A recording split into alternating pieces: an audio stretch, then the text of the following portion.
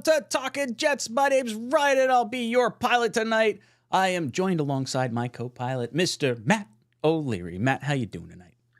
I am doing as well as one can do right now. As a Jet fan, I miss our third partner. I miss Green Bean. Love me some Green Bean. So I hope he feels better. But excited to chop it up with you because it's never a dull day in Jets land, and we have a lot to get into, Ryan. Ooh, I love it. I love it. Green Bean, we hope you're feeling better and you're watching us from afar. Maybe we'll see you in the chat. Boys and girls, if you're just hopping in, make sure you hit that like button for us. It does a lot. Helps us with a little algorithm. They'll push this out to more and more Jet fans. And if you like the show, you know, we love it. Hit those milk thumbs. All right. Without further ado, we want to thank William Sprague for rejoining the OnlyFans. Thank you so much, William. You are a champ. Let me get my graph.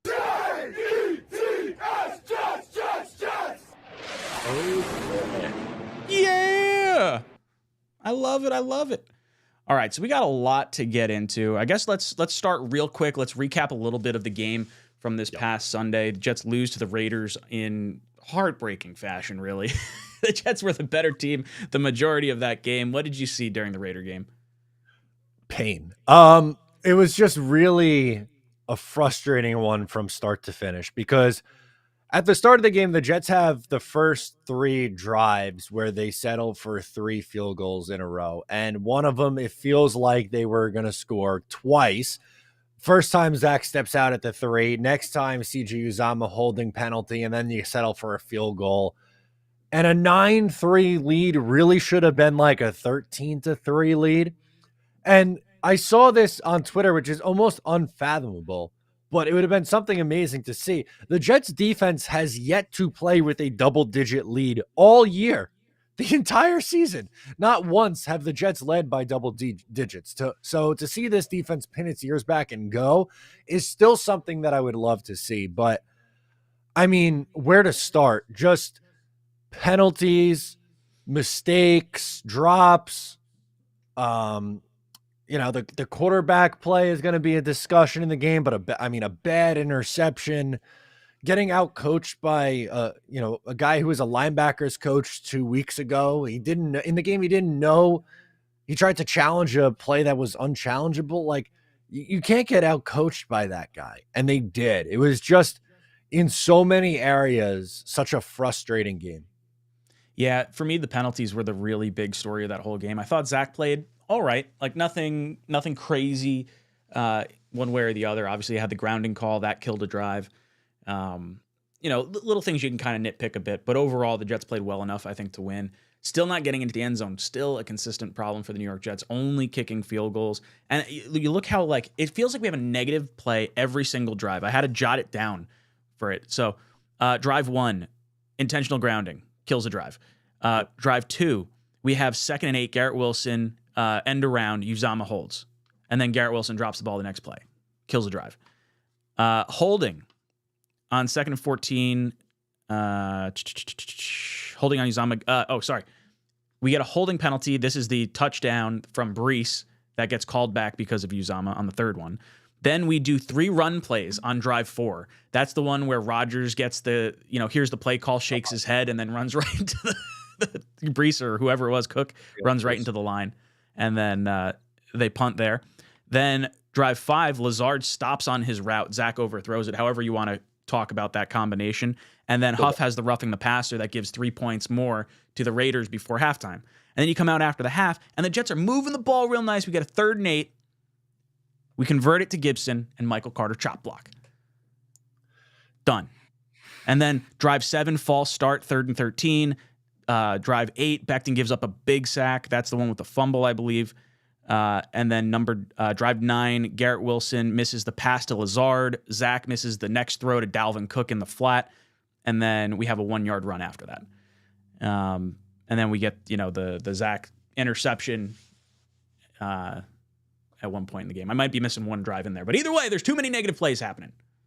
Yeah, there's something on every drive, and it's so many people at fault. It's play calling, it's the quarterback, it's the, same cast of characters who are making mistakes. Michael Carter, who I'm sure we'll talk a lot about tonight, 𝐒𝐮𝐬𝐫𝐞𝐫𝐢, Allen Lazard.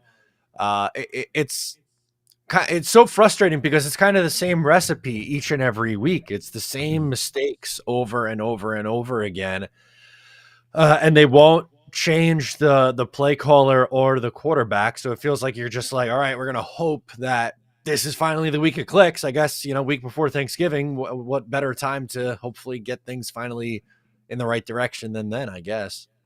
Yeah, I mean, not changing the play caller, not changing the quarterback. Like I could wrap my head around like some of that stuff. I feel like you could probably put Dowling in control and or even Rodgers in control of play calling and say like, oh, Nathaniel Hackett's just working a little closer with Zach on a one-on-one basis or something stupid like that. But yeah, no, it's just this falls squarely on coaching for me. Robert Saleh had this team after the bye 9 penalties, 8 penalties, 8 penalties in 3 consecutive weeks. You can't win games like that. And it doesn't even matter on the yardage necessarily, just the fact that you're going backwards 5 yards and giving a first down the other direction if it's on defense. And it's just a consistent problem that we're having. After going into the bye week, I think we were one of the least penalized teams. It's a very wonky way that the Jets have kind of lost focus throughout the bye. And we've lost 2 conference games to the Chargers and the Raiders. That's going to make things very, very difficult. Now, the Jets did get a little bit of help. Let's see, did I change the thing? Boom, Bills lose in spectacular fashion last night. Couldn't have happened to a better team. They get caught with 12 men on the field. Damar Hamlin, 12th guy on the field. Oh, man. Re-kick. Was he? Damar Hamlin was the 12th guy. That's unfortunate. I saw far too many memes that were not very nice about it. And I was happy to see the Bills lose. And in that fashion, I went over to Dan Mitchell's stream and he was just like, he's like, this team sucks. Everyone's terrible. Fire everyone. So it's not just us. When we lose in bad fashion, we're all, ripping everything apart. The Bills, they can't figure it out. Josh Allen is simultaneously like one of the best quarterbacks in the league and like one of the most volatile in terms of like turning the ball over. Guy is reckless with the football ever since Daboll left. But I guess my question is, does the Bills' loss open the door for the division? I mean, technically, yes, but at the same time, they also have to get in the freaking end zone. We were saying before we got started here, like the defense could hold the Bills to under 20 points, but it might not matter if they don't put the ball in the end zone. They've scored 13, 6, and 12 points in each of their last 3 games. So, like, they got to find a way to get into the end zone, probably twice to beat Buffalo, even if the defense does its job. And I get it. Like, Josh Allen has struggled against the Jets his last 3 starts in particular, since 2022.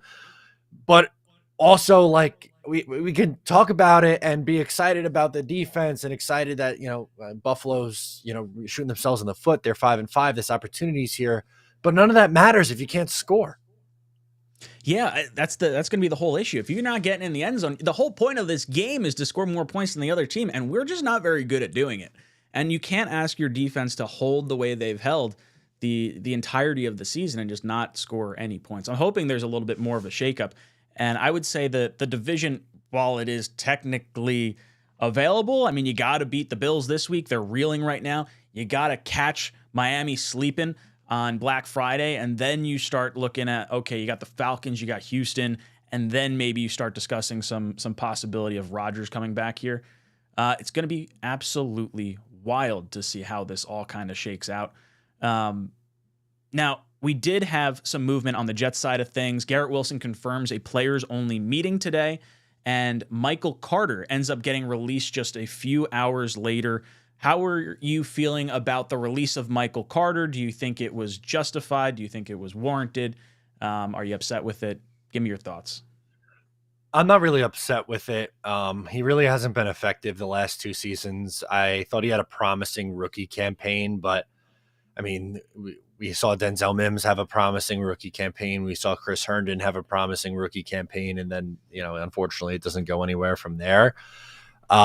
He was, to me, by far the worst of the 3 running backs, which is saying something because of how down I was and how down a lot of people were on Dalvin Cook earlier in the year. But Dalvin was better in this game against the Raiders. I thought he had 3 pretty good carries. And whenever Carter was in, whether it's, the penalty in this game, a drop, the drops were consistent, but unfortunately was a net negative. He's a great personality, is an easy guy to root for, but wasn't getting it done. And, I think that there's a world where maybe the Jets were like, hey, we want to make you inactive. And he's like, all right, just release me, kind of a thing.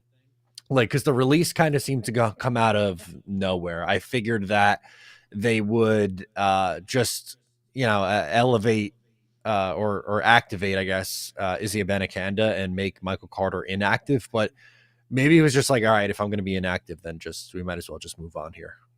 Yeah, I get this feeling that that's probably correct. I mean, Michael Carter and Elijah Moore were very close friends, and just because they are no longer on the team doesn't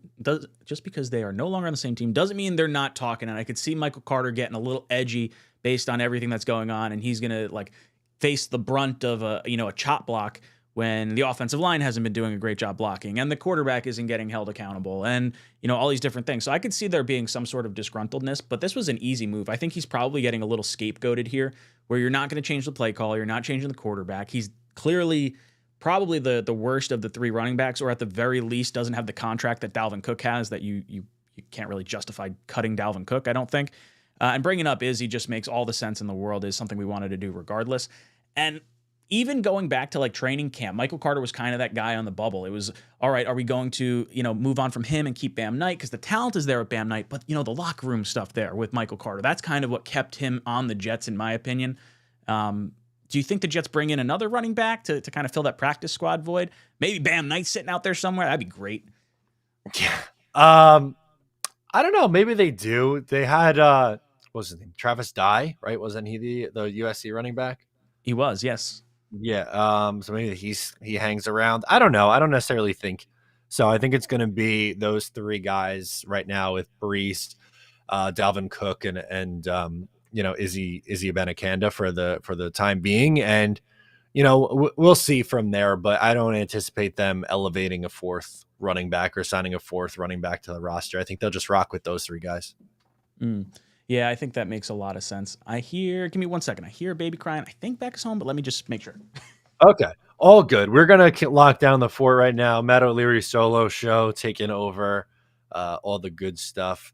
Yeah, Michael Carter cut was, I understand it, right? And I'm totally okay with it because, as we mentioned, both Ryan and I both mentioned it, neither, he wasn't really effective. There wasn't a role for him, all the above. But my guess would have been that they would make him inactive, Michael Carter inactive at that point. But I'm sticking with my theory that he was originally asked, or not asked, but told that they were going to make him inactive this week. And then it went into, well, if I'm going to be inactive, then just release me. But, as I was hinting at with Ryan or pointed to, was that I think I'm very curious to see who is going to be that next personnel change. Is it going to be Jason Brownlee? Be that guy who comes in and is activated and getting more reps over Allen Lazard, which I think we could all agree Allen Lazard hasn't been the guy we thought we were getting from the Green Bay Packers. Not that reliable guy that Aaron Rodgers fell in love with in the red zone. Has one touchdown this year. It was a red zone touchdown, but very inconsistent with his hands, inconsistent with his route running. So I would guess maybe Brownlee is that guy. Beyond that, CJ Uzomah, after his brutal night with penalties, I would hope that Jeremy Ruckert ends up being the second tight end that is used. I think that this is long overdue. I would have done that weeks ago. But when the season started, to be completely honest with you, I think it's pretty clear that Tyler Conklin is tight end one with his just ability in the passing game. He's been really solid and underrated. Drops are completely gone. Really clutch player for this team, like what we've seen from Tyler Conklin. And then, Jeremy, I thought in a limited role and a limited sample size, obviously, but I think we've seen him look good as a pass catcher, at this point. Again, small sample size, not the biggest, totality of plays or snap counts that we've seen, but enough I've enjoyed it. And a players only meeting is maybe that was just the necessary thing. At some point, we could say it's on the coaching staff, and I think Robert Saleh did not have a good week. Nathaniel Hackett hasn't been very good, but the players taking it into their own hands might not necessarily be a bad thing.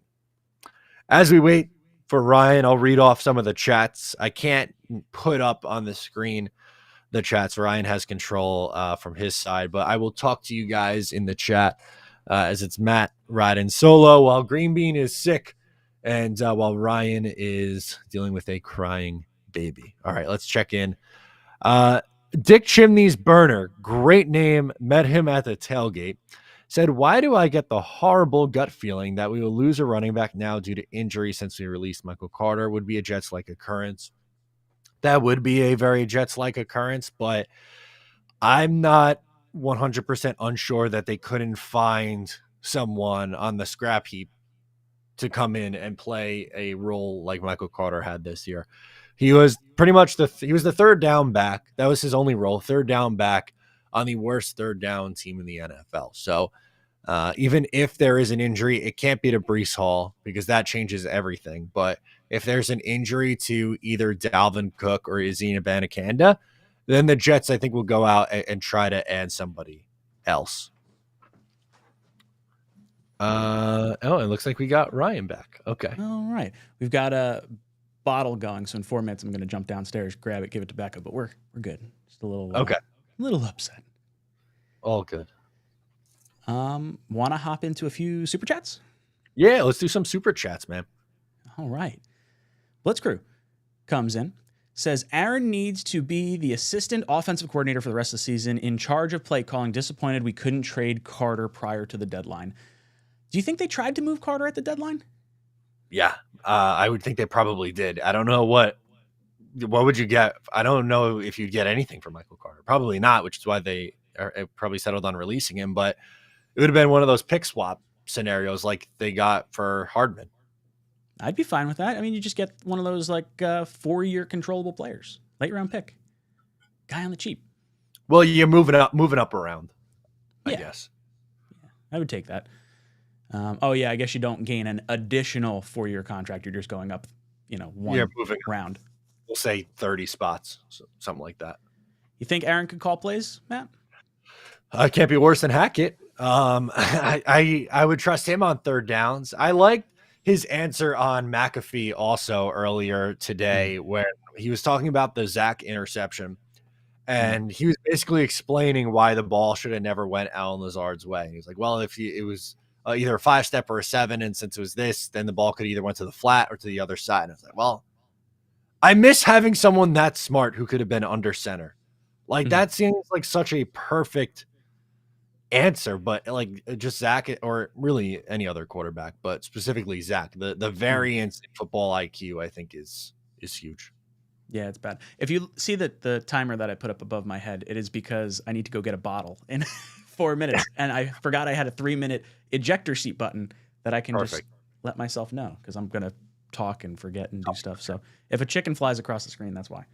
I think Rodgers should call some plays. I think it would be fun to, hey, I'm back in the building. I feel like I could, help Zach. Hackett, why don't you go up to the booth and help out up there? Like, that would be great.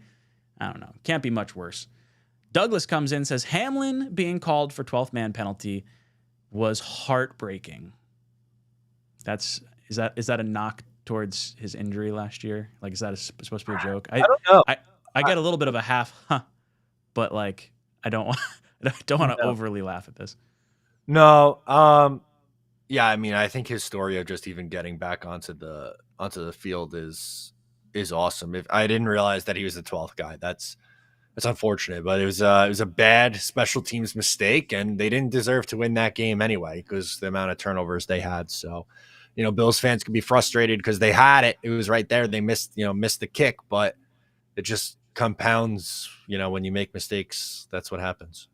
Yeah, I feel like their loss was very similar to like the Jets, where I felt like the Jets were kind of in command for the most of the Raider game, and then things just go sideways at the end. Granted, we had the one turnover, but there were also 11 other players on the field. Doesn't necessarily have to be Hamlin being the 12th guy, but he was one of the guys that was out there. Jetpack comes in and says, if Brees didn't take a check down 50 yards for a touchdown, this would now be 5 straight NFL games without a passing touchdown. God help us, go Jets. Well, it's really like 5 games without a legitimate touchdown either. Like, I'm sorry, the Brees Hall touchdown run against the Eagles where they wanted him to score, there's a little star there for me. I mean, it counts in the box score, but it would have felt similar to like 𝐒𝐻𝐬𝐽 catching a pass at the end of the Charger game almost. Oh, 1,000%. 100%. You're 100% right. The touchdowns this year, especially if you go through the passing touchdowns, there are 2 really good ones. Both came in the Chiefs game, right? The CJ Uzomah touchdown pass and the strike to Allen Lazard. But all the other touchdown passes, you go back to week 1, it's Garrett Wilson making a catch of the year candidate. It's Garrett Wilson taking a slant 70 yards and Brees Hall taking a check down 50 yards. Those are 3 of the 5 touchdown passes. It's absurd. That's unsustainable. Naturally. You're out of here. I'm out of here. Let me go get a bottle. You can hold it down. Yeah, so I want to talk about good point for Ryan to bring that up, but the touchdowns this year, spoiler alert, for tomorrow, there's an hour-long episode of Just Jets coming out. I have a lot to talk about, and there were a lot of voicemails, so I'm excited to discuss with everybody. But if you look at the Jets' scores of games this year, they have gone over 20 points 3 times this year. 22 in week 1, 4 times, excuse me. 22 against Buffalo, 20 against Kansas City, 31 against Denver, and 20 against the Philadelphia Eagles. But in week 1, so the first game, there's a special team score, so the offense did not hit 20 points. In the Kansas City game, there was a safety, so the offense had 18 points, so that's another game where it's like not really 20 points. And then against the Eagles, they let Brees Hall score. So your only real 20-point game was Denver. Really, right? And there was a defensive score in that game, but you had the Brees Hall touchdown and 5 field goals. So that's, I don't know, not a math guy, never claimed to be. Oh, no, but there was also a safety in that game, too. But the point is, the offense is just so bad, and it's so unsustainable, the way that they play offense. It's like nothing I've seen before. And that's why I was so critical of Robert Saleh's comments before the game of where the Jets said that, it's a race to 20 points. They're playing not to lose. It tells me that they are playing to just completely ride that defense and that special teams unit, which isn't fair. It's not fair to either of those units. And the offense is like, hey, kick a bunch of field goals, score 1 touchdown, and we might have a chance to win. That's not how any other team in the league plays. It's so wild to me. It really is. But yeah, these numbers are gross. 22 points with a special teams touchdown, 10, 10, 20 with a safety, 31 with a defensive touchdown, 20 with a touchdown that was gifted to them, 13, 6, and 12. Halfway through a season, that's 9 games. You can understand if you're averaging, what are the Jets technically averaging points per game? Is 16. But even that 16 is swayed because you have a special teams touchdown in there. You have a touchdown that the Eagles just let you score. You have a special teams defense. Like, it's just 2 safeties in there. It's really unreal, truly, just how bad this offense is. Let's take a look at the chat while you guys are in here. Barney Miller chimes in. Matt, I have a salt and pepper beard, and I'm over 50. Want me to sub in for a green bean? You absolutely could. I wish I could add somebody. I can't. Ryan has Ryan controls from his end all the behind the scenes stuff. So I can't change like what's showing on the screen or add someone in here. So we're just making do for right now. And it looks like Ryan is back. So we will get ourselves right back on track here. But yeah. What are you guys talking about in here? So I went in depth on the Jets offense and how really technically there's only one game that they scored 20 points because the Eagles let them score a touchdown. The first game of the year they scored 22, but there was a special team score for one of the touchdowns. And against the Chiefs, they scored 20 points, but there was a safety in that game, so it was really like 18. Ooh, that's So there's only been one game offensively where they kicked 5 field goals and had one touchdown in that Broncos game was their 20-point performance against the worst defense in football. Correct. Like worst run defense, right? Like we faced the worst run defense, the second worst run defense, and the worst pass defense. And our offensive production outside of the Denver game was really the little lackluster. I do say that myself. I don't know. I think I have. Let me see. I have Zach Wilson right here. Boom. So how are we feeling Zach played this past week? Like, what are your thoughts on his specific performance? Yeah, so of another frustrating week on Jets Twitter and Jets Internet, because I had people tell me in my comments that Zach Wilson was, quote, balling out before the interception. If that's what the definition of balling out is, can we save balling out for something like truly special? I will take played mostly fine, was pretty good, was better than I expected, serviceable. I said solid, and I was like, oops, that was probably the wrong word. Yeah, solid might even be too far. But like he was, I think my favorite is mostly fine. But that somehow gets blown up to balling out before the interception. The thing with Zach is there was always, every single week, there's going to be 3 throws or 3 plays where you go, holy shit, there are only so many guys who could do that. But then the rest of it, that's unbelievable. That was an awesome play. But there were 35 other throws in that game, and there were other mistakes. The intentional grounding was really bad. If you take a sack, he was stepping up in the pocket. It would have only been like a 2 or 3 yard loss. That doesn't take you out of that drive. The interception was telegraphed where it was going. I've gotten a lot of pushback on that as well, saying that Allen Lazard has to come back to the ball a little bit more. It's because Bart Scott said that on the post game. That was the drive home. It's like there's also Gibson open on the left. There's Carter, whoever. No, it wasn't Carter. It had to be Brees or Cook on the right hand side. But yeah, it's like stupid. Yeah, but I was gonna say, how about Rodgers today saying the ball should not have been going there in the first place, or Dan Orlovsky doing his thing, his breakdown on Twitter. And I don't always agree with Dan Orlovsky. And then I had the people saying, well, Dan Orlovsky also said Zach was good the last 2 weeks, so you must agree with that. I'm like, no, I don't actually. He is part of the issue. He is not the only problem. I'm not going to sit here and tell you the only reason the offense stinks is because of Zach Wilson. That's not true. The play calling isn't good. The offensive line isn't always consistent, although against this game against the Raiders, I thought offensive line was pretty good. There's self-inflicted wounds with penalties. There's drops. There's a lot.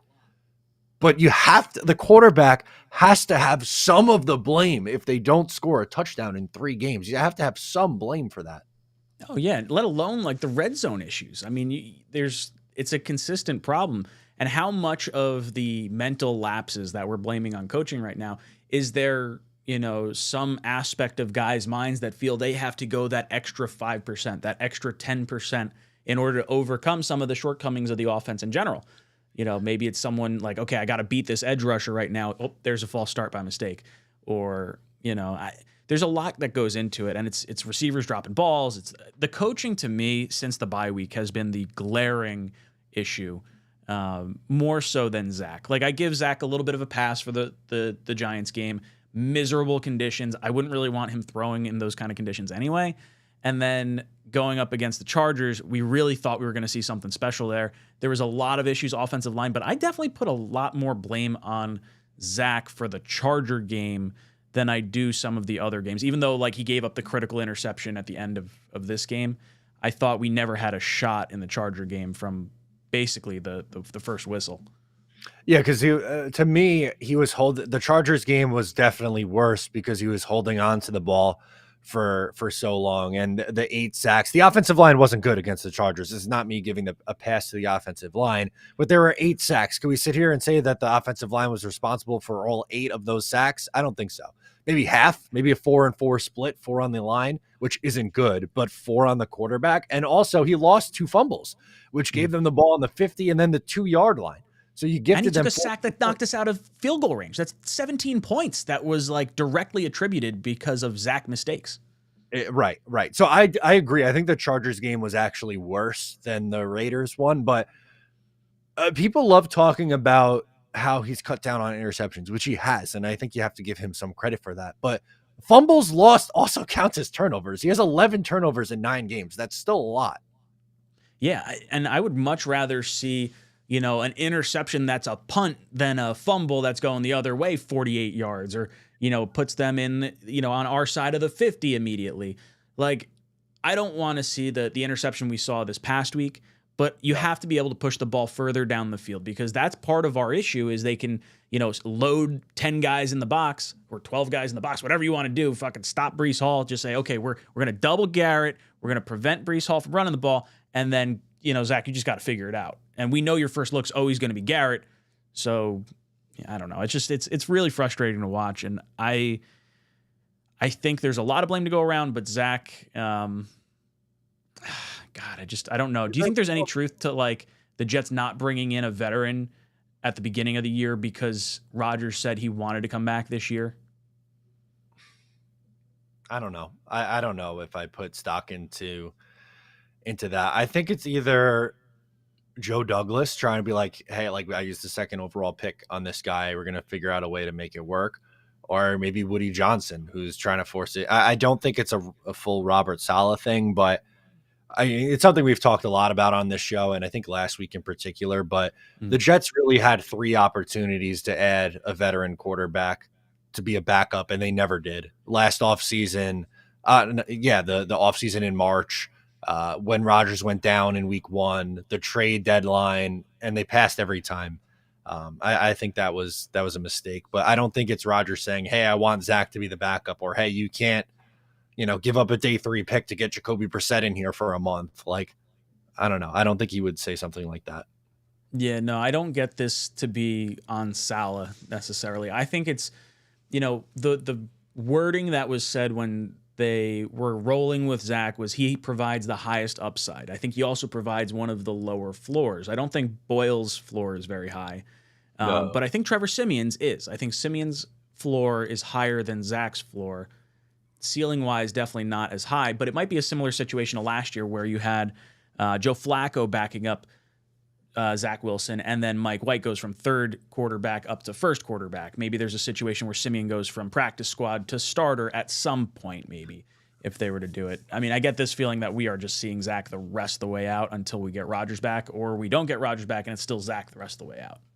I don't understand, and this is another thing we've talked about a lot, but I don't understand their refusal to elevate Trevor Siemian. Even if Trevor Siemian doesn't look as good as what he maybe was as the Saints backup 2 years ago or what he was in Denver, I don't know how he could possibly be worse than Tim Boyle. From what we've seen from Tim Boyle in the regular season, what we saw from him in the preseason, like everything. And I'm not saying like Trevor Siemian's this great quarterback and he's this like perfect answer, but we've seen him start a bunch of games. He has 30 starts in his career, while Boyle has what, a handful? I don't get that one at all. And I think maybe that's another move when they talk about personnel that they'll look to change.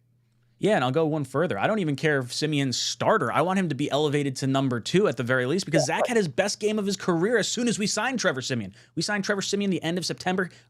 October 1st, we go against the Chiefs. Zach balls out.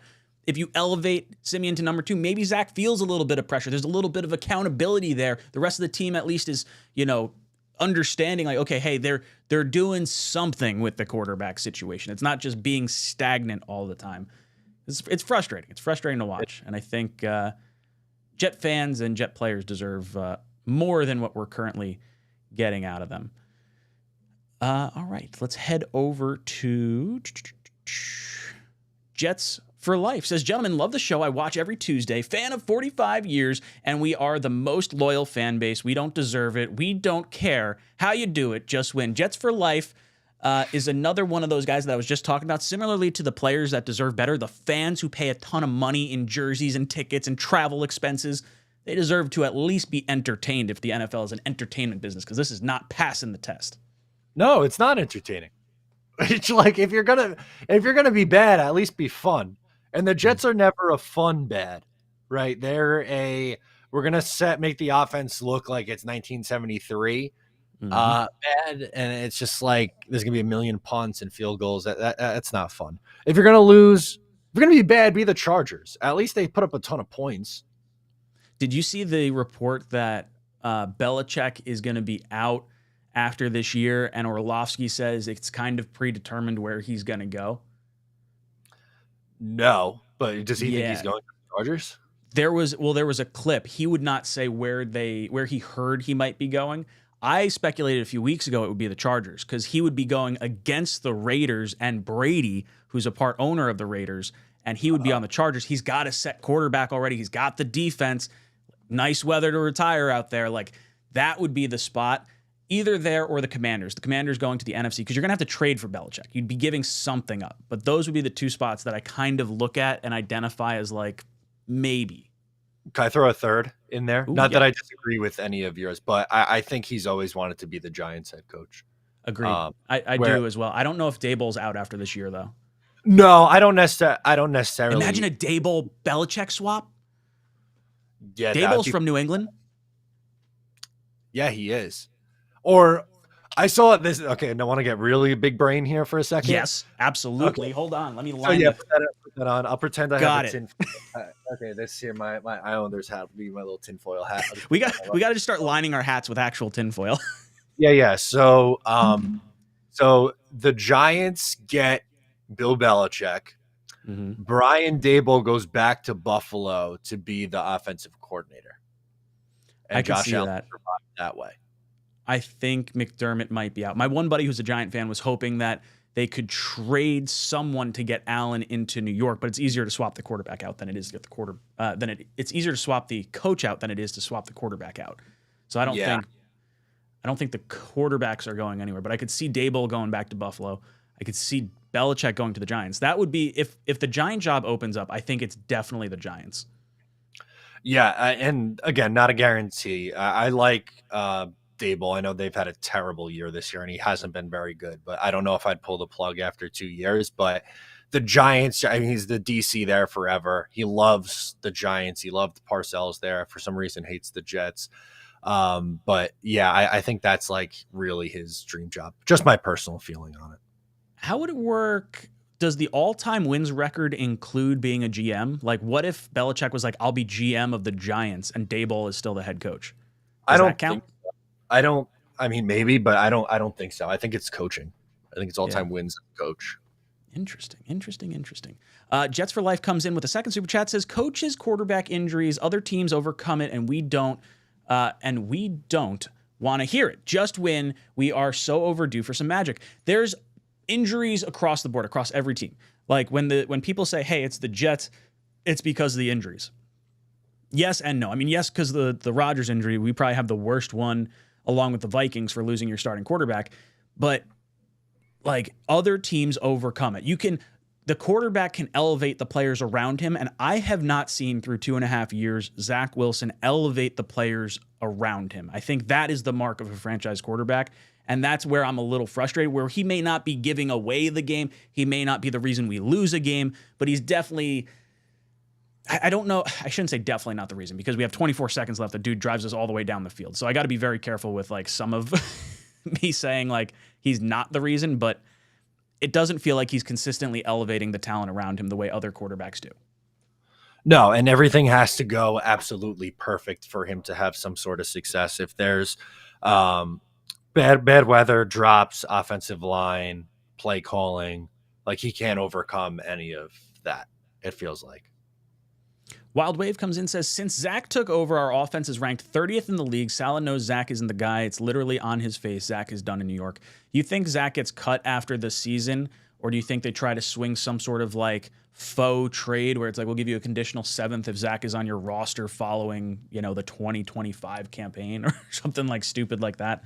Or do you think he's here as like the backup behind Rodgers and we don't exercise his option? I definitely don't think they exercise the option. I think they have a different backup quarterback, and I don't think he's here. I don't know if he gets traded. I don't know if he gets outright released. But I would say he's not here in year 4. He's somewhere else. Yeah, because I don't know how you bring him back as like quarterback 3. I mean, I wouldn't mind it necessarily. We got to pay him anyway. And unless you're getting something, unless you feel like he's too much of a distraction, which I don't necessarily get the feeling he is if you bring in another quarterback. Like you bring in some sort of veteran that can back up Rodgers, but if you feel like there's like that weird, social team dynamic where you feel like you can't put Zach that far back, or maybe it's admitting too much fault, or do you want to see them take a quarterback at some point this year in the offseason? Because then you get a year or 2 of that quarterback sitting behind Aaron Rodgers, and then you kind of reset the clock again on the quarterback contract. Yeah, I'm sure that's going to be a really, really big discussion point this offseason. I wouldn't take a quarterback in the first round, I don't think. I'm going to have to really dig more into these quarterbacks, in the offseason. It's still, I'm not at that point where I'm ready to go into mock draft mode.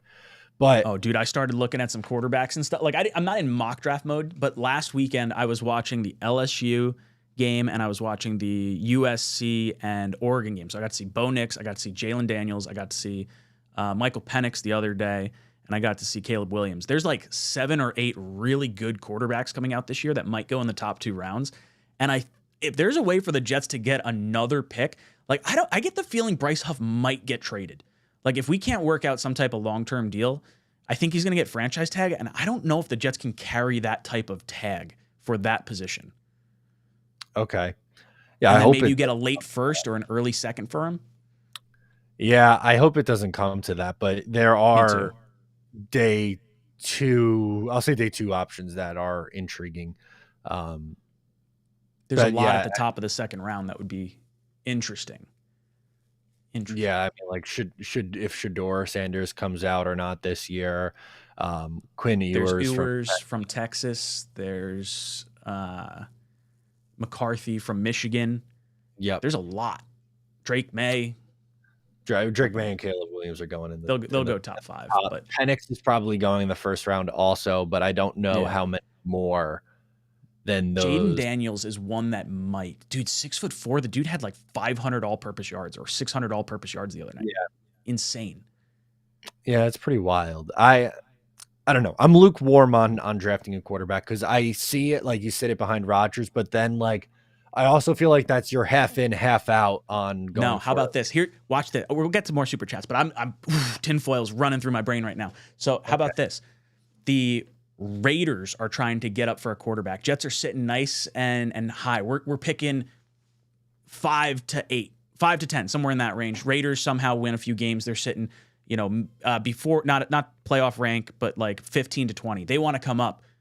We'll give you Devontae Adams to trade down. We keep our first round pick, but they move up for their quarterback. Now you have, all right, are the Jets keeping their first round pick? Are they taking an offensive lineman? I think it kind of at least gives you the option maybe of trading down, picking up a second round pick again. Like I'm all about trading down in this draft. I still want an offensive lineman, but like I'm looking at these quarterbacks, and if you can nab one to sit behind Rodgers for a bit, because I don't think it's going to be the same mentality with Rodgers as the Love trade up when T. Higgins was on the board, which I could see the Jets going and getting T. Higgins this offseason and kind of righting the wrong that was Rodgers initially. I don't know. What do you think about that? Trading down with the Raiders to get Devontae? That's an interesting way to go about it as well. I'm probably, knowing myself and just where I am right now in my very early draft process, but just my ideology, I more than likely think I'm going to land on take the best offensive lineman available. All right, that's fair. Sky C comes in. Thank you so much for the super chat. Says, hey, Ryan and Matt, could Salah be on the hot seat? His resistance to make changes, penalties, etc., is frustrating. Could 𝐒𝐵𝐞 be an upgrade at head coach? He's got this D dialed in every game. Hi, Green Bean. So I think that Salah will not get fired. I think he should be on the hot seat for next year if things don't get better with Rodgers. But I think there's a higher likelihood that Zach becomes the scapegoat and gets to fall on the sword because we're not getting rid of Nathaniel Hackett with Rodgers here. You're not getting rid of Saleh when he lost his starting quarterback on opening night. And that's my guess. I don't think Saleh, you could call it a hot seat, I guess. Like the seat can be roasting hot, but he's not getting fired this year. I don't think.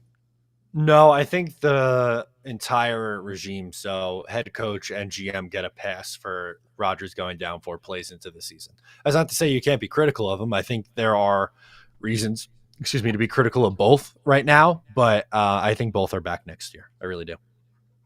Blitz Crew, William, and Barney will get to your super chat in just a second. I just want to jump forward to Douglas real quick. He dropped the 20 spot. Thank you so much, Douglas. He says, Zach played decent with some really good moments and some mistakes, which most quarterbacks will make at one point or another. There were at least 3 definite touchdown moments negated by a drop, a penalty, or sliver of a toe before the interception. Yeah, look, there were opportunities for the Jets to win that game. And that's what's so frustrating is we kept getting field goals in opportunities to score points. The Zach stepping out at the 3, followed by the Brees touchdown that got negated by 𝐒𝐮𝐬𝐫𝐲 was so frustrating. I was so excited for that damn run that Zach had. It was such a good run, too. It was 3rd and 8 or 3rd and 9, and he gets us the first down, and it's just brutal. Feels like there's always something. There's always some excuse built in, and it irritates me. I want to get away from that.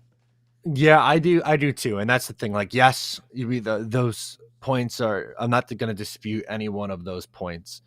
But the reality is this team for 3 years has not scored with him, with different coordinators, with different weapons, with different offensive lines, different running backs. And he missed Allen Lazard on the left-hand side, earlier on a 3rd down where he didn't really set his feet and the interception was bad. We can't look past the interception as they had a chance and were driving late.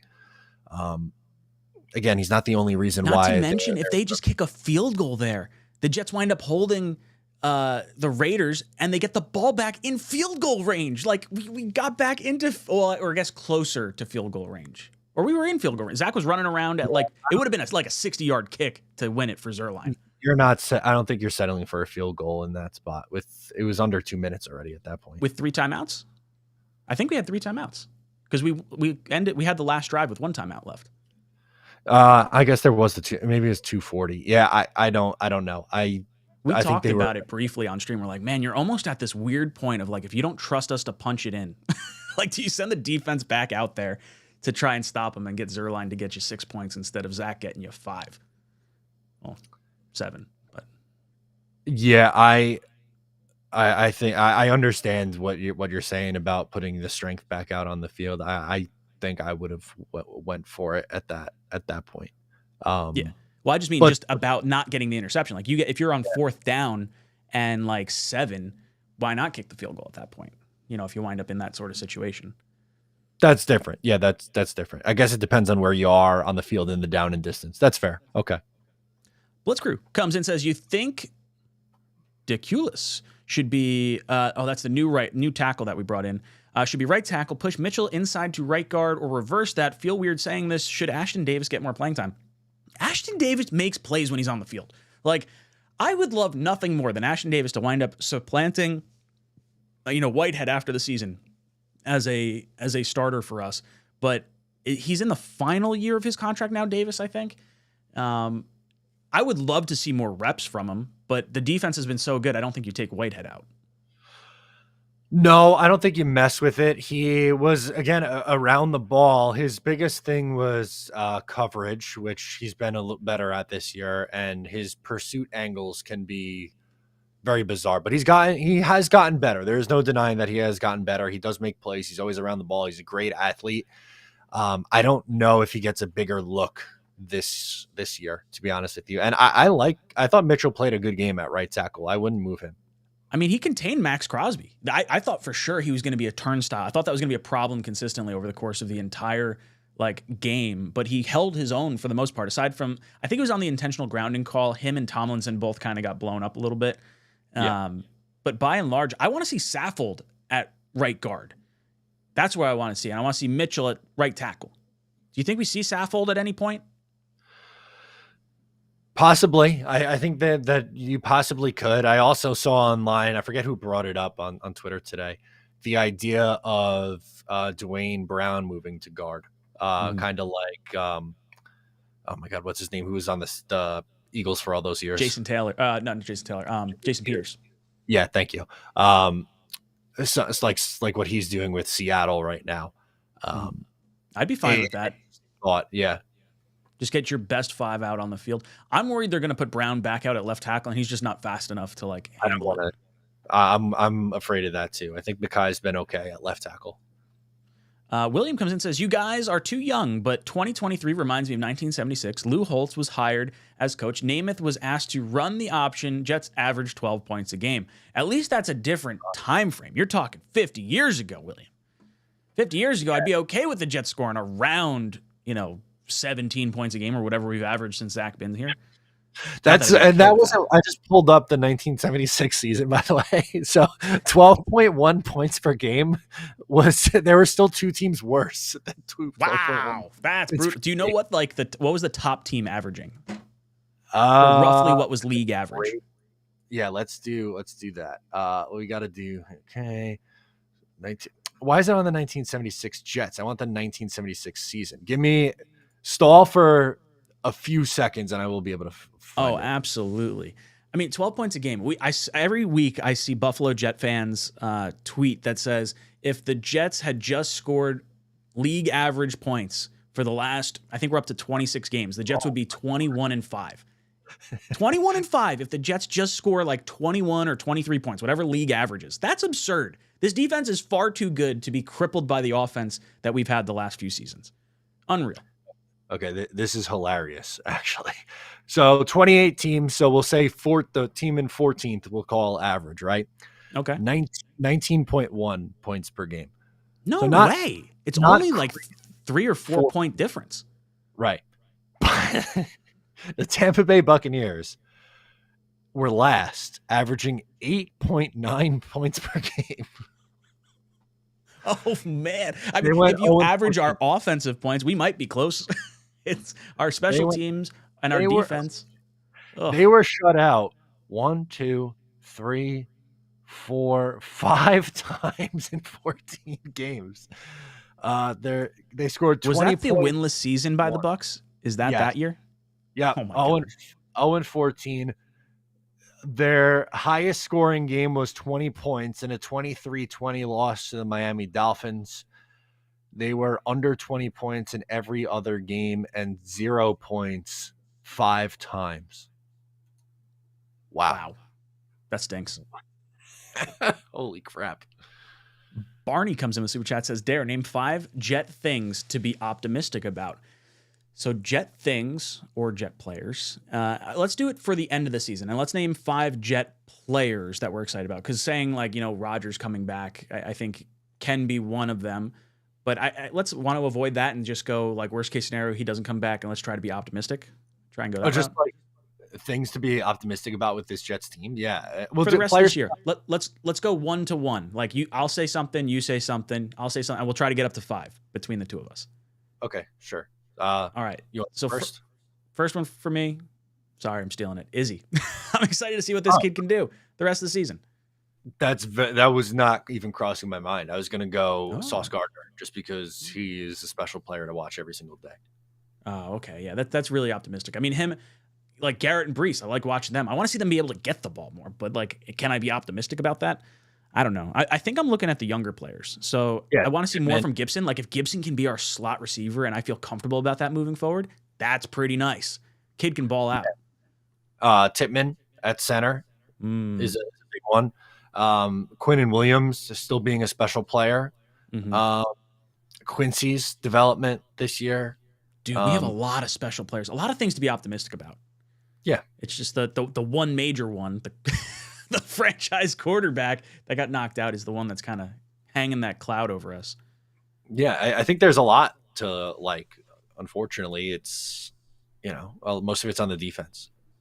Yeah, my biggest concern with the optimism that I have right now is can they sustain it for another year? Because I was already kind of concerned that the Jets would be able to duplicate last year's defensive performance with another year of it.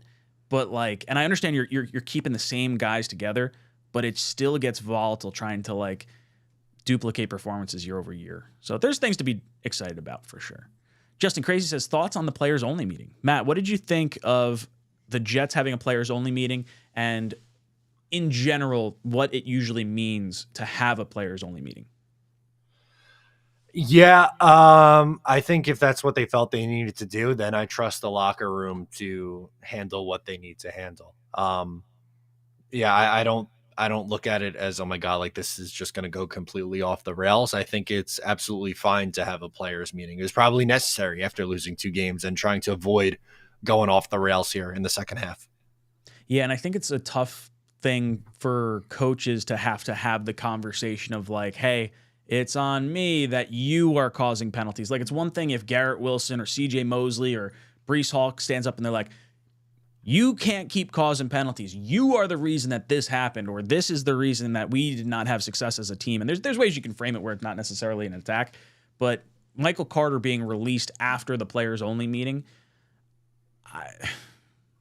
I don't know. I mean, it's not like the players decided anything, but I feel like the coaches probably decided like, hey, we're going to inactivate Michael Carter. He's a little grumpy right now. Clearly, Izzy has some excitement, some power, some explosion behind him. Maybe we keep moving on with that. So I'm not beat up too much about the players only meeting. I think it was a necessary evil right now. I shouldn't say even necessary evil. It's just something's got to change. We got to spark something. And if you're not changing the quarterback, you're not changing the play caller, got to change other things. Jace Odom says, do we plan on Zach being our guy after Aaron, or bring in a rookie next year, Penix Daniels, mid-round, or get Justin Fields to sit a year or so? So I'm in the draft a quarterback camp right now. I would love, if you can tell me I could get Penix. Well, Penix is probably going to be in the first round. But if you can somehow get a second-round pick and get Jaden Daniels or Penix or Bo Nix, any one of those like top 6 or 7 quarterbacks, and you can let them sit for 2 years behind Rodgers, that would be my preferred route, because you, at the worst case scenario after Rodgers leaves, have a backup that's been in the system, and you can then decide if that's your guy or if you want to move up and try to get someone else. But you're not investing an overly aggressive draft pick or asset into something where you can still try to win now. Like, I don't want to see another Will McDonald type pick necessarily, where it's a pick for the future, but quarterback is a special type of position, I think. And Matt, I know you were saying you're not quite there just yet, but where do you feel like we go after Rodgers? I guess we don't really know how long Rodgers plays, but let's say it's like let's worst case scenario it. Rodgers does not come back great after the Achilles, and next year is a clunker of a season. Are we going with a quarterback after Rodgers after next season, or are we going after a quarterback this year to at least sit behind him for a year? I think maybe they take someone not in the first round and have them sit as a project. I would say that would be my guess, but I would be really surprised if they go into the NFL draft and take a quarterback in the first round with, remaining needs on the offensive line and at wide receiver. I do think that they are going to try to go for it in this window. And loading up on offensive weapons and offensive line is a good way to do that. But I would guess then a potential mid-round quarterback. And again, I think we're going to have to take some time in the offseason and dig into some potential options of who we like in those spots. But I don't think it's going to be a first-round guy that the Jets are taking with. Let's say they end up with pick 15. They're just middle of the road. They're like an 8-9 team. I don't think they're going to take Penix in that spot. Yeah, I feel like I would be a little surprised to see them use the first round pick on it. I do think we're going to get offensive line in free agency. I've been saying it since basically last offseason. I think Bakhtiari is going to come in here. I think Mike Evans or T. Higgins or some type of receiver is going to come in during free agency as well. So if you can shore up a lot of holes by the draft, I still think offensive line is going to be an issue. But if you say you've got Tomlinson at left guard locked in, you've got Tippmann at center locked in, you've got AVT coming back at guard locked in, and then you have either a Bakhtiari or a Becton, and then you just have to include another first-round pick because I don't think you're going to get enough out of Carter Warren in training camp and practice to feel any sort of comfortable with him, and I don't think you feel comfortable with Max Mitchell right now as one of your starting penciled-in tackles in the offseason as well. So offensive line just feels like the right move early on. I like the idea of a project quarterback. If one of these like top 7 quarterbacks falls to the 3rd round, I'd probably consider it. But this is supposed to be a really deep wide receiver draft. So you can go and get, a veteran receiver and offensive lineman in free agency and then double dip and get an offensive lineman and a wide receiver. I would probably go O-line 1st round, wide receiver 3rd round, pending draft analysis and stuff. But quarterback's a little tougher to swallow without that 2nd round pick. Agree. That makes a big difference in all of this because then you have a round 1 pick and then a round 3 pick. Not having that 2nd rounder changes your plans, I think. Boogie Down Bronx comes in with a super chat. Thank you. He says, Zach is not the whole problem, but he's a problem when you can't get you touchdowns. Then he pads the stats throwing the last 2 minutes of the game. Yeah, when you have teams that are playing prevent defense against us, like the Chargers did 2 weeks ago, Zach wouldn't have had the 263 yards where we say, oh, he didn't really have that bad of a game. And if he had thrown that touchdown to 𝐒𝐮𝐬𝐫𝐞𝐞 at the end, it'd be 265 and a touchdown, but the last 75 yards and a touchdown mean nothing. So You got to get the stats and the scores earlier in the game for it to actually have any kind of weight or meaning. Matt, is there anything we can learn from these like garbage time stats, or are they just that? I think it's just that because, as you mentioned, the defense plays a little bit different in that spot. The only time where I would say would have been different if against the Raiders, if he goes down and gets them into the end zone and they score a touchdown and they win the game, then all is forgiven for the struggles before that because, it's better in a win. Then we'd be talking about how, it was a good game from Zach Wilson and that was a good performance. But, unfortunately, that was a really big spot that just it came up empty. Again, it's unfortunate. I wanted him to go down and score, but he didn't. They turned the ball over and they lost the game because of it. Yeah, I mean, you have the interception this week. You had the interception against the Broncos, which ultimately did not cost us the game. You had the fumbled snap the week prior against the Chiefs. So this is like 3 times this year where Zach has had a critical turnover. And Surtain had a crazy interception too. It's not, I'm not going to harp too much on Zach for that one, but you got to be able to accumulate some stats in the prime parts of the game, not just the last 2 minutes. Michael Saunders comes in with super chat, says, so Michael Carter is benched for a questionable chop block call, but 𝐒𝐮𝐬𝐫𝐞𝐞 kept playing after he literally took a 20-yard gain and a touchdown away from us. I agree with this. I do think Michael Carter was made to be the scapegoat. I'm not sure why 𝐒𝐮𝐬𝐫𝐞𝐞 was not in that same kind of conversation. And it might be because, like what Matt said earlier, Michael Carter may have asked for his release, where 𝐒𝐮𝐬𝐫𝐞𝐞, if he gets deactivated in some capacity, probably won't. Or at least I don't think he would. 𝐒𝐮𝐬𝐫𝐞𝐞 is a pretty good locker room guy. And if there's any sort of sourness to Michael Carter, because I mentioned it earlier too, Michael Carter and Elijah Moore were pretty tight. It wouldn't shock me if they were kind of chirping one another behind the scenes and hearing something. And that's all speculation on my part. I shouldn't say that. But what do you think about 𝐒𝐮𝐬𝐫𝐞𝐞 not getting pulled from the game, but Carter was? I think it's a little easier to pull Carter in that spot because they have 2 other running backs and they never have multiple running backs on the field at the same time. With 𝐒𝐮𝐬𝐫𝐞𝐞, they run a lot of multiple tight end sets. So while I would have been there, benching 𝐒𝐮𝐬𝐫𝐞𝐞 or putting him as the clear-cut 3rd string with Ruckert as the clear-cut 2nd string, I don't know if they were prepared to do that in the game at that point. They might have just been like, we have to deal with this now kind of and just get through. I'm curious to see if that changes this week and if that's part of their personnel plan for this game. Again, kind of harder to do that because of the amount of players that are on the field at that position. Yeah, it's almost like we kind of the tight end's almost a little more valuable because even though 𝐒𝐮𝐬𝐫𝐞𝐞 has some of those penalties, if he is blocking well in other situations, and I don't know, he's almost like a de facto extra offensive lineman. But if you're holding, you're going backwards anyway. I don't know. It's definitely sending a mixed message. I agree, Mike. Cafe, by the way, says, we're definitely going to win the next 2 games. It's the Jetsian way.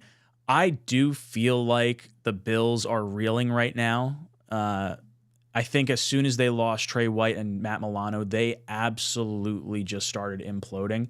And I think you'll start hearing stuff from Stefan Diggs kind of behind the scenes, or maybe like there will be reports about it. Sorry I saw to his cut brother. you off. His Yeah. brother tweet. He's had 2 of them. He had one saying that you got to get him out of there, and the other one was Josh Allen wasn't balling out until Stefan got there, which is true. I mean, Diggs and Dable really, really helped that whole situation. I think that's still a shitty move for another NFL player to say about, his brother's quarterback like that. I don't know. I don't like when players go online to talk shit about other players, especially a family member. It feels like there's some venom there. Yeah, I don't love that. I thought that was a dick move. Yeah. Do you think that the Jets pull out the win versus the Bills? And man, if there's one win I really want to have the rest of the way out, like Black Friday against the Finns would feel so good. Standalone game. Yeah, that around a little bit. That ending the streak against the Patriots and hurting their draft stock. Oh well, no, that would help their draft stock. So maybe not actually, but just ending that streak would really feel good. But I want to win this game. I just want to keep their season alive. If you drop to 4-6, it's really hard to stay alive at that point. And who knows? 5-6. If the Jets are 5-5, and the Dolphins lose and are 6-4, then going into that game in 2 weeks is for first place. As nuts as that is. Wild, absolutely wild. They give us that little bit of hope every time. And just come crashing back down. And look, I'm going to be a sucker. I'm going to buy it every which way. The Jets are not eliminated yet. As doom and gloom as I was on Sunday, I'm not so much anymore. I have faith. I just don't have faith we're going to, I don't know. I just want to see us win. Just win. Just win 1 week. Win this week, then we'll figure it out after that. Michael Find a says, way. Guys. Ooh, what was that? I was just saying, you just have to find a way to score. We could talk about all day long. The defense is great against Allen. The Bills are in shambles. All those things are true. The Bills don't look like themselves right now, and the Jets defense plays excellent against Buffalo and Josh Allen, but they don't score points. You have to score to win the game. Yeah, there is gonna be some amount of points scored on this defense. It's just gonna happen, or the offense is gonna put us in a really awkward spot, and we're gonna be like giving the ball over in their territory. Like we have to score points against Buffalo. Michael says, "Guys, shake my head, pinch me. We still have a chance to win the division." Unbelievable, Michael. It is unbelievable until we start winning some games and scoring some damn points. Jace comes in, says, "Change my mind. Rodgers doesn't change this offense right now. Even when he does everything right, bring it back. Does everything right. You still get the holding call by Uzomah. Lazard was a bad signing." Look, I agree not everything goes correctly if Rodgers is here, but I do think Rodgers gets the ball out much faster. I feel like our offensive line in preseason looked like Swiss cheese until Rodgers got in there and started ripping the ball to Garrett stupid fast in that Giants game. I feel like, the play calling, the call comes in, Rodgers changes it at the line anyway, so that changes things a little bit. I think there's something to be said for Garrett Wilson coming into training camp saying, wow, Rodgers throws a very catchable ball.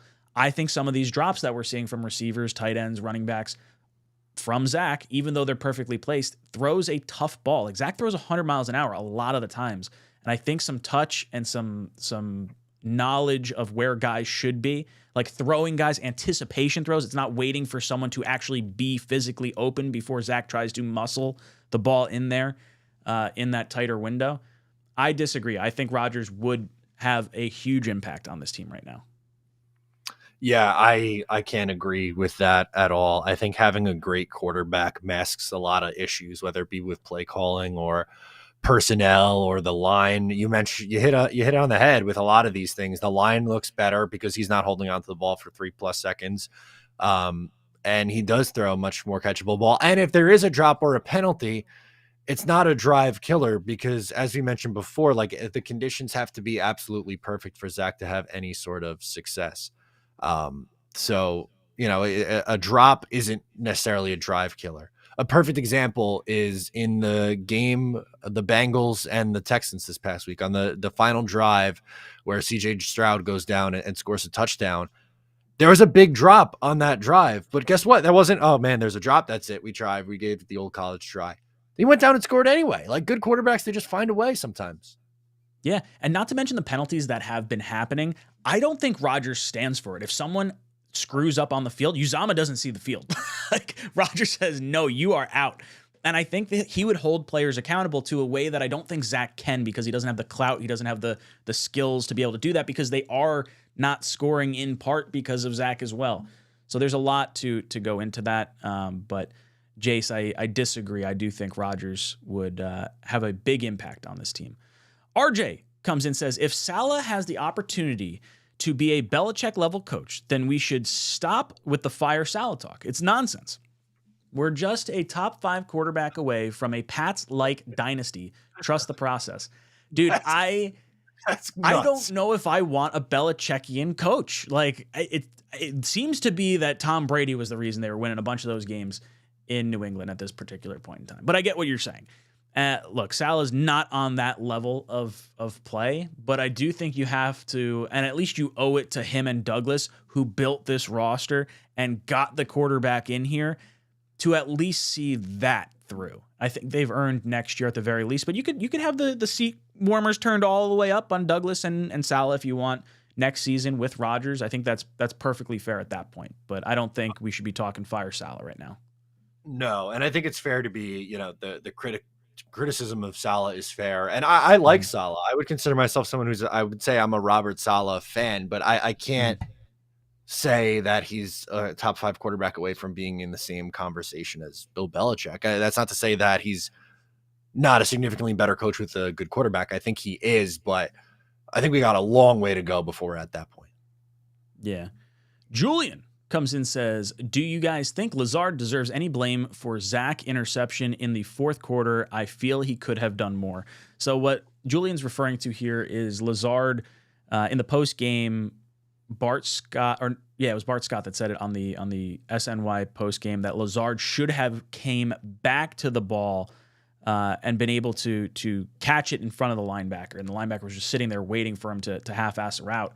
And there is something to it, because Lazard just does not fight for the football anyway. Like, we've seen it before where the ball's like coming right towards him, and all he has to do is extend his hands out to try and high point the ball, even if he's not jumping at that particular point. So I do think Lazard is to blame in some capacity for the interception, but I don't think Lazard should have been the target on such a play in that sort of situation, because he's had other issues in the past. So whether that's Hackett calling for Lazard to be in that spot, or Zach identifying Lazard as the person to go to there, I feel like both those are flaws in and of themselves. But I think Lazard maybe gets 20% of the blame for that. I don't know. I hear that argument, and I understand where that's coming from, but that doesn't take away that, one, the throw was still telegraphed where they were like, it was so obvious that's where the ball was going. And two, I mean, Rodgers said it today, that's not where the ball should have went. He said based on the scenario, it should have been either in the flat or on the other side of the field. So it was the wrong read and a telegraphed throw. So yeah, I think 80-20 might be nice. I think it's 90-10, something like that. That's like a commentary, but that's the thing that really bothers me with the whole Zach conversation, is like that 10%, the thing that should be the 10% blame is the thing that I've talked the most about this week. Yeah, no, 100%. It's those little things that continue to stack up and continue to hit us in the side. Citybird says, any of these 3 teams can still win the East. Yeah, I think Buffalo, Miami. Look, I don't think Buffalo's doing a whole lot anymore because of their injuries. Losing Trey White and Milano for the season is absolutely crippling to that defense, and I don't think they're going to be able, based on the level of play they've had basically since those injuries took place, I don't think they're for real. Miami has to beat a team that's got a winning record. They were probably hoping that the Chargers would win their last game this past weekend, because then that would mean that the Dolphins would have retroactively won a game against a team over 500 in some weird, wonky, roundabout way. I I don't know. The Dolphins seem to be the favorite. I would say it's 85% chance the Dolphins wins this division. I think it's probably a 10% chance the Bills do, and we're probably sitting at 5 just because we have the defense that might be able to stymie them. What do you think? That sounds spot on. The Dolphins, I'm looking at their schedule right now. It's brutal. They still have the Jets twice. And their last 3 games is the Cowboys at Baltimore against the Bills. But the Bills' schedule is much, much worse than that. Yeah, Jets have the best schedule of the bunch. They do, but again, it comes down to what we said all show. They have to freak score a touchdown first before we start talking like this. But the Bills have the Jets this week at Philadelphia, then they're bye at Kansas City, hosting Dallas, at the Chargers, against New England, and at Miami. That is a brutal final 7 games. Now, what do you think the win total is that takes the division? What do we have? What does a team have to get to? 11. I think the Dolphins probably win it with 11. I think the Jets, if we do what we can do from a defensive perspective and we're able to score some kind of points and we make it like a game, I think it's 10. I think if we win it, it's going to be at 10 because we would have beaten the Dolphins, but I think the Dolphins are likely to win it at 11. Correct. I think, yes, if the Jets win it, then it's the Jets and Dolphins are both 10-7, and the Jets get it because of a tiebreaker kind of scenario, I would say. But I think most likely, if you're asking me today what it's going to look like on January 7th, my guess is that Miami at 11-6 is the division winner. Gotham City comes in and says, Michael Carter had to be sacrificed to the football gods. At least he still has his Achilles. Blitzkrieg comes in and says, A.J. Brown did that with Elijah Moore too. Yeah, A.J. Brown sprinkling some stuff over top of Elijah Moore, who was also friendly with Marcus May and Jamal Adams. So there's been a lot of bad influence from former Jets or players from the outside going in. A.J. Brown, very close with Elijah Moore. Elijah Moore has the same agent as A.J. Brown, as Deebo Samuel, as DK Metcalf. And they were all getting paid. So I think that all was a contributing factor to the Elijah Moore stuff. Michael Carter always said the right thing up until the explosion on the sideline this past, what was it, week 3, I think? It was against the Patriots when that happened. Yeah. Yeah, I think something's been bubbling since then, if I had to guess. Maybe. But they also, it looked like, remember earlier in the year, it looked like Garrett Wilson was screaming on the sideline, and then Robert Saleh pretty much cleared it up and be like, it looks like that on TV, but it's just a very passionate conversation. Maybe that was it did look like a blow up though. Michael Carter addressed it afterwards too. So he did talk about, he's like, I shouldn't have done that. And this and the other thing. He's like, I'm a competitive guy. He's a competitive guy. So he handled it well. I thought Michael Carter handled it like a professional after, maybe slipping up on the sidelines a bit. Yeah. But I do wonder if there's some hurt feelings kind of residual from then. Yeah, no, that's a good point. That's true. Douglas comes in with a super chat, says, in the words of Lloyd Christmas, so you're telling me there's a chance. Dude, I love Dumb and Dumber. It's one of my favorite, just easy movies to pop on. And anytime I see some sort of little chance that we have, it's always the gif of Lloyd saying, so you're telling me there's a chance. That is one of those movies where I can't tell you the last time I've watched it from start to finish, but if it's on TV, I'll sit there for a half hour and watch at least through a couple commercial breaks. Like I've seen it in full probably 5 times by the amount of times that I've seen chunks on TNT or TBS.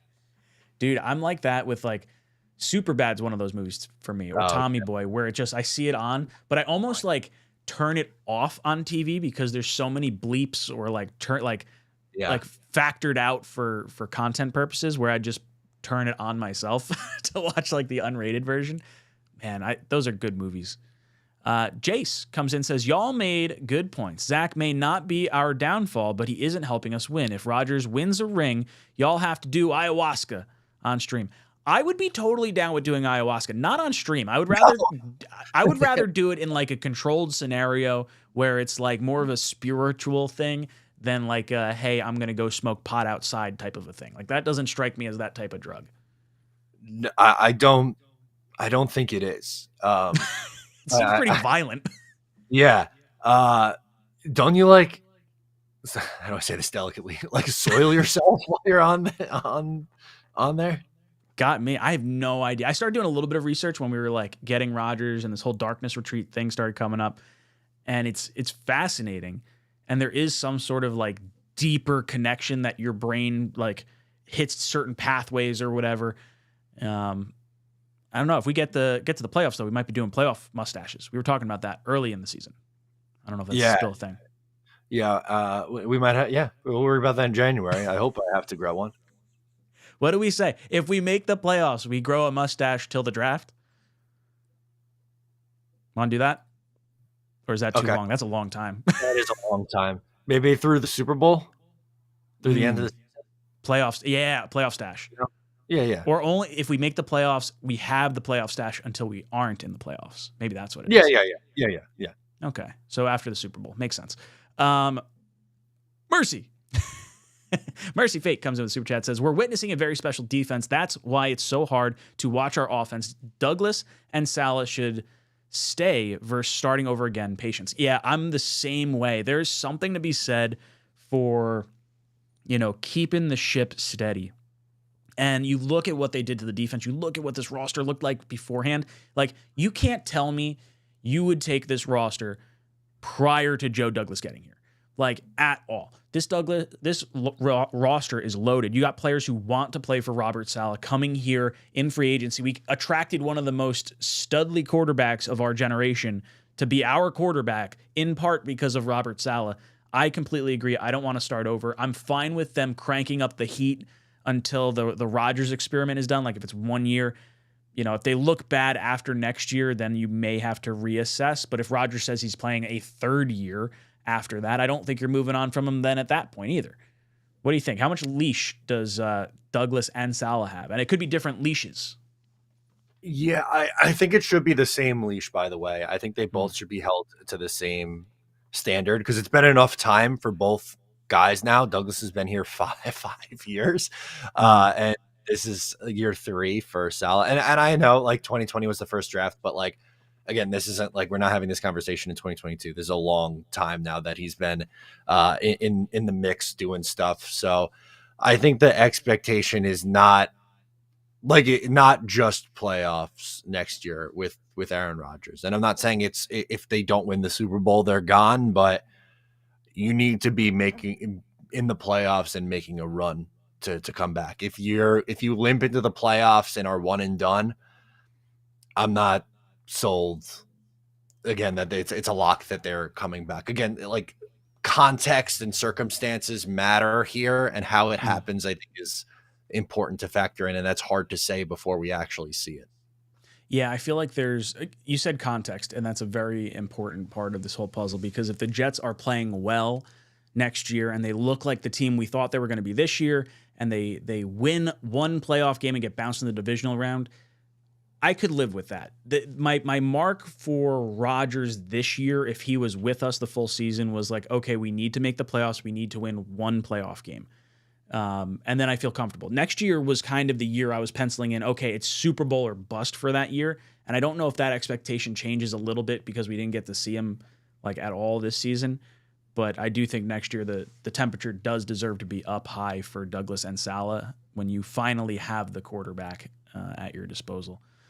Blitzcrew coming in. Blitzcrew says, Saleh and Belichick, not in the same league, hasn't gotten his first gate yet. Jets technically still in it, but with this offense, little faith. Yeah, I don't have a whole lot of faith in the rest of the season here on out, but I would say that I got a little. Tell me it's hard to be going to this game confident, or any game really confident with just how bad this offense has been until proven otherwise. If they go out and they score 27 points and they win against the Bills, all right, I'll start to buy in. But if you go out and you lose 16-10, well, it's like, shit, this is the same story, man. The defense was great again, but we couldn't do anything on offense. So I got to believe it to see it. Douglas says, grow a Namath style Fu Man stash. Do you think that's the way we go, or do we go something like Rodgers-esque? I feel like a Rodgers-esque stash might be more appropriate. I'm gonna just do the best I can. I can't really do my best. I can. Yours is significantly better. Solid. Green Bean is going to do phenomenal. Green Bean can't do a mustache. He's not allowed. Green Bean's not allowed to do a mustache. He's gonna stay. Maybe we'll get him like a stick-on one. Maybe we'll get him to dye like only the top part of his beard, so it looks like a mustache. I'll have a mustache. It's just not gonna look good. Again, I really can't do much past the scruff. I don't like going full clean shaven. It's uncomfortable for me, but I don't grow facial hair well. I'm not like a big guy, but my face looks super fat when I start getting too much facial hair, and I look like overly chunky than I actually am. And then I start feeling self-conscious, and that's not good. Yeah. I got to trim it. Yeah, I buzz it to like a 1/4 inch all the way around a few times a week. Boys and girls, if you're just hopping in here, make sure you hit that like button for us. Goes a long way. We are going to pick a jersey, t-shirt, hat, mug, pillow qualifier at the end of this stream. So make sure you hang out with us and hang around for that until the end. I promise it's gonna be a pillow. I'm calling it this week. It's been a pillow for like the last few times. I didn't change that ticker yet. It still says the Jets Charger group buy. Let's see what else we got. What are you guys talking about in the chat over here? Parrish says, get Green Bean to at least dye his beard green. Ooh, that'd be freaking epic. That would be pretty cool. We'll have to talk to Green Bean about it because I would say he's not allowed. I don't care if he would even be in for the mustache. He's not allowed to get rid of that beard. It's too iconic. No, it is too iconic. I don't know if I would like one of my good friends. Actually, you met him at the tailgate. My buddy Tyler. Good dude. Good dude. He's a great guy, but he has a beard, and it's an awesome beard. But one time, like 6 years ago, he shaved it completely, and it was just not a look. It's a different person. Tyler like, got to keep the beard. There's also a tan line. Like I'm sure Green Bean's got a different tan under that like beautiful beard of his. Yeah, for sure. Blitzkrieg says, if we make the playoffs, should sport the bicked Salah look? Or I've kind of already got the Salah thing. I just got to dye it black. Really dye it. Yeah, I got to make it really dark. But like, I don't know if I could bick my head. I'd look like a testicle. Oh, yeah. No, I'm not going full shaved head. I'll wear a bald cap. How about that? We get bald cap. Yeah, I'll wear the Daddy Warbucks or whatever, bald cap from Annie. I will do a bald cap and then like the meme like painted on beard. I like it. Mike drops in the super chat. Thank you so much. He says, I'm not a Zach Wilson apologist, but Hackett is not receiving enough blame for the offensive struggles. Russell Wilson has more touchdown passes in 9 games than he had all of last year.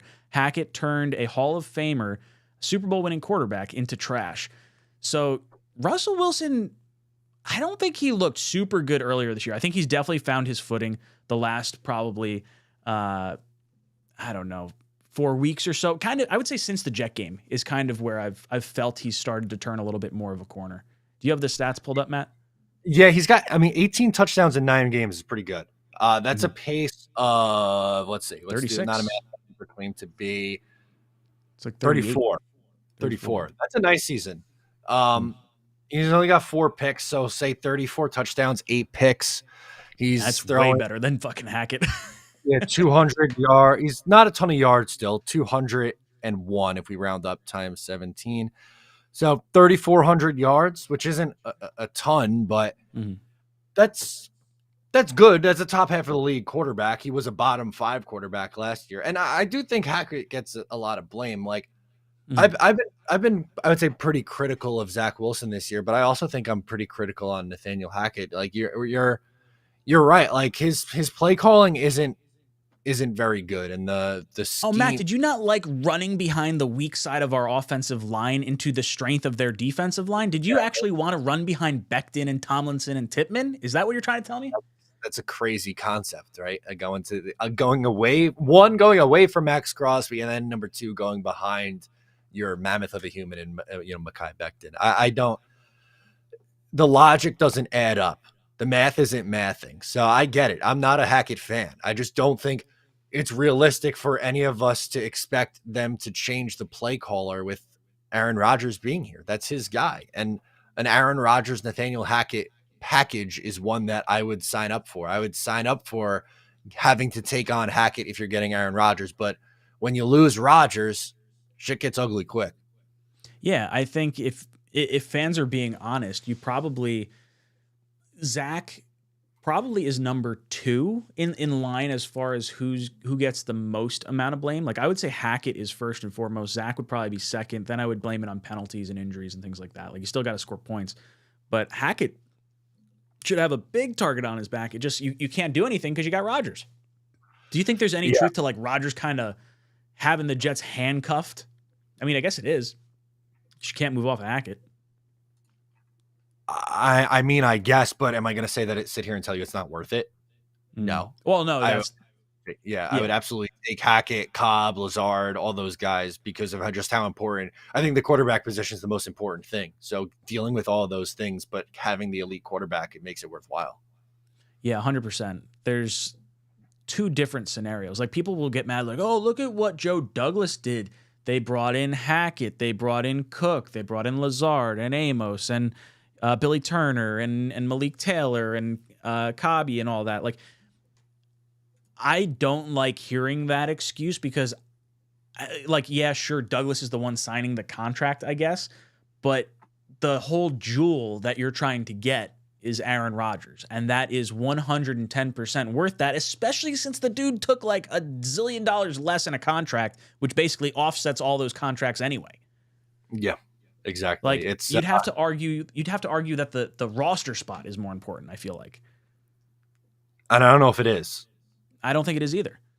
Especially if you wind up if you have Corey Davis on this team, I'm feeling a lot better about the offensive weapon side of things.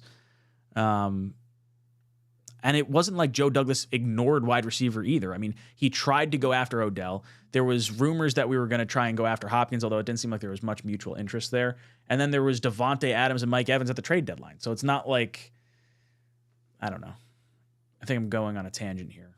No, but I get what you're saying and where you're coming from. But the moral of the story is it's worth all the, I'll say, quote, baggage that comes along with it. Douglas comes in with a super chat, says, it helps Russell Wilson having Sutton and Judy plus an actual productive Mims. yeah, it's not our Mims, but look, Sutton and Judy very nearly traded. Judy definitely. I don't think Judy's going to be there in the offseason. I think they're going to try and reset some of those draft picks that they had to give up for Russell. Because how old is Russell now, Matt? Did you 35. Notice it when 35? So figure he's got, I don't know, 4 years, 5 years, hit the running-ish style mobile quarterback. We haven't gotten to a point in the NFL yet where I feel like we have enough running style quarterbacks to know if that can be sustainable later into careers, kind of like, a Breeze or a Brady or a Rodgers even. Do you think Russell Wilson's style of play will drop off once the legs maybe start to come out from under him? Maybe. I don't know if he makes it to 40. I mean, he could. He absolutely could, but I think he's got, this is age 35 seasons. Let's say 36. Maybe 4 more years left, something like that. His contract was probably 3 or 4 years. So that's probably his last contract he's getting, unless he like balls out and just, I don't know, pulls a Rodgers or something like that. But he stayed healthy his entire career. I mean, the most amount of time he's missed is 2 games. That's crazy. Wow, I did not know that. Yeah, in 2021. Oh, no, I'm sorry, 3 games then. Right, 2021 was the first year of 17 games. So he missed 3 games in 2021, 2 games last year. It's played every game in every other season. So incredibly durable quarterback. Blitz Crew comes in and says, Jermaine Johnson and Bryce Huff are Pro Bowlers with 2 offensive touchdowns this week. They are so good, the 2 of them. I want to see that moving forward, into the future. Like the McDonald pick is like bonus at this point, so I really hope we don't lose Huff. But we've got so many potential Pro Bowlers. CJ Mosley and Quincy Williams might be the best duo of linebackers in the league. Sauce Gardner, Michael Carter II, and DJ Reed are easily the best trio of wide receivers in the NFL. And to see us just floundering the way we are on offense is so damn frustrating. We might have the entire offense or the entire defense from like our key player perspective might make the Pro Bowl, and we won't have a single player on offense that does. Maybe Garrett. Actually, no, Garrett and Brees. No, probably not with the stats they're having this year. But those would be the only two players that have a shot at making a Pro Bowl. Right. But I think what Blitz Crew is saying, and I totally agree with him, is if they were scoring and playing with a lead, their defensive line is getting even more sacks and creating more turnovers than what they already are, which is at an impressive clip. 100%. I mean, the amount of points we're not like, our defense, our whole team really is built on having a lead. You run the ball with Breece Hall to protect the lead. You pass rush the shit out of the other quarterback because they know they have to pass. And then our lanky guys in DJ Reed, Sauce Gardner, Whitehead, Carter, guys that can ball hawk on the back end, get to take advantage of those pressured passes that the D-line creates. And when you have a team that's not generating those scores on the offensive side of the ball, you're getting our run defense, which is not quite the same as the rest of the team. No, and I know the run defense right now, like if you just look at the stats, it doesn't look great. But I have such a hard time criticizing anything right now with the defense. Like the analogy I've used so many times, I used it on my own show, I used it on Jake's show earlier today, but it's like if you have this car, right, and there's a little scratch on it and you're complaining about the scratch, but you don't have an engine in the car. And it's like, well, why the hell are you worried about a little scratch on your fender when you don't have a freaking engine? Like let's prioritize the importance of things here. I think that's a beautiful analogy for everything going on with the Jets right now. Wrong Verb says Jets need to bury that game ball they gave to Hackett. Like use that as the voodoo doll. Please. Oh, gotta see something of it. Chuck says get rid of Zackett. Zach and Hackett. It's a wombo combo deal. Hackett's not going anywhere. He's not going anywhere. Zach is going to be here for the rest of this year. This kind of is upsetting for me to say because I wanted the Jets to draft him and I really rooted hard for Zach and wanted to give him, a full 2-year look before we bailed. And I thought like people were saying like, oh, he sucks. He's definitely not the guy. Like 6 games into his career was kind of crazy, but a part of me really doesn't want him on the roster next year just because of how toxic the discourse around him is. From a fan base perspective and a media perspective. Correct. Not from I don't think he's a bad person. I actually think he's pretty easy to root for outside of the one comment after the Patriots game that I think he's been a model citizen this year. It's just, I don't want to do another year of this debate. I don't have it in me.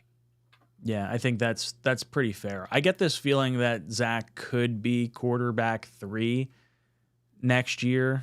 God, I kind of want to wash our hands of it and just reset the quarterback clock. Like I really do want to make a selection of a quarterback in the draft at some point next year, 3rd, 4th round, somewhere in that range. Someone with high upside that you can sit behind Rodgers. I think that it's almost like the Sam Darnold situation with us. Only we're not complaining about we're more so complaining about the contract. And then it's the hope that he can get better with the mixture of that 5th-year option thing. Sam was 10 times the quarterback from a statistical standpoint than Zach is. Even if I think his physical gifts were not as desirable maybe as Zach's are. Right. I don't like the revisionist history now of, it was a mistake. An easy decision, right? Yeah, because no, it made total sense at the time when you're taking into account, you don't know the answer on your quarterback after year 3. It'd be like the Bears, for instance, with Justin Fields. Like there were some good things and there were some not so good things. And a really bad year that resulted in a top 2 pick with this player at quarterback. And if the Bears take, Drake May, let's say, or Caleb Williams first overall, like that kind of feels like the similar boat than that the Jets were in with Darnold after year 3 than what the Bears are in right now with Justin Fields. Yeah, I completely agree. Where do you think Kyler goes at the end of all this? That's a whole interesting situation. Or Kirk, where he ends up. I don't think Mac Jones is going to be a Patriot next year. No. I'm trying to think who else is kind of around the league that would be coming up for deals. Yeah, I think we see both Kyler Murray and Kirk Cousins in new locations. Do you think Kirk ends up in San Francisco finally with Shanahan at this point in his career? Maybe. It depends on how things finish this year with Brock Purdy, right? Because I know it was rough for a while. He got back on track. If they go far in the playoffs, then, maybe not. Maybe they just run it back. But like if they go one and done and with Brock Purdy, maybe they do. That's a one that makes sense. It's hard right now. Atlanta, maybe. I think Atlanta is a spot for somebody because I think they'll win too many games to be outside of the, top quarterback conversation. Mm-hmm.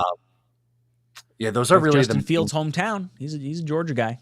I could totally see that. That would be interesting. Him and 𝐒𝐫𝐞𝐿 and London and Pitts.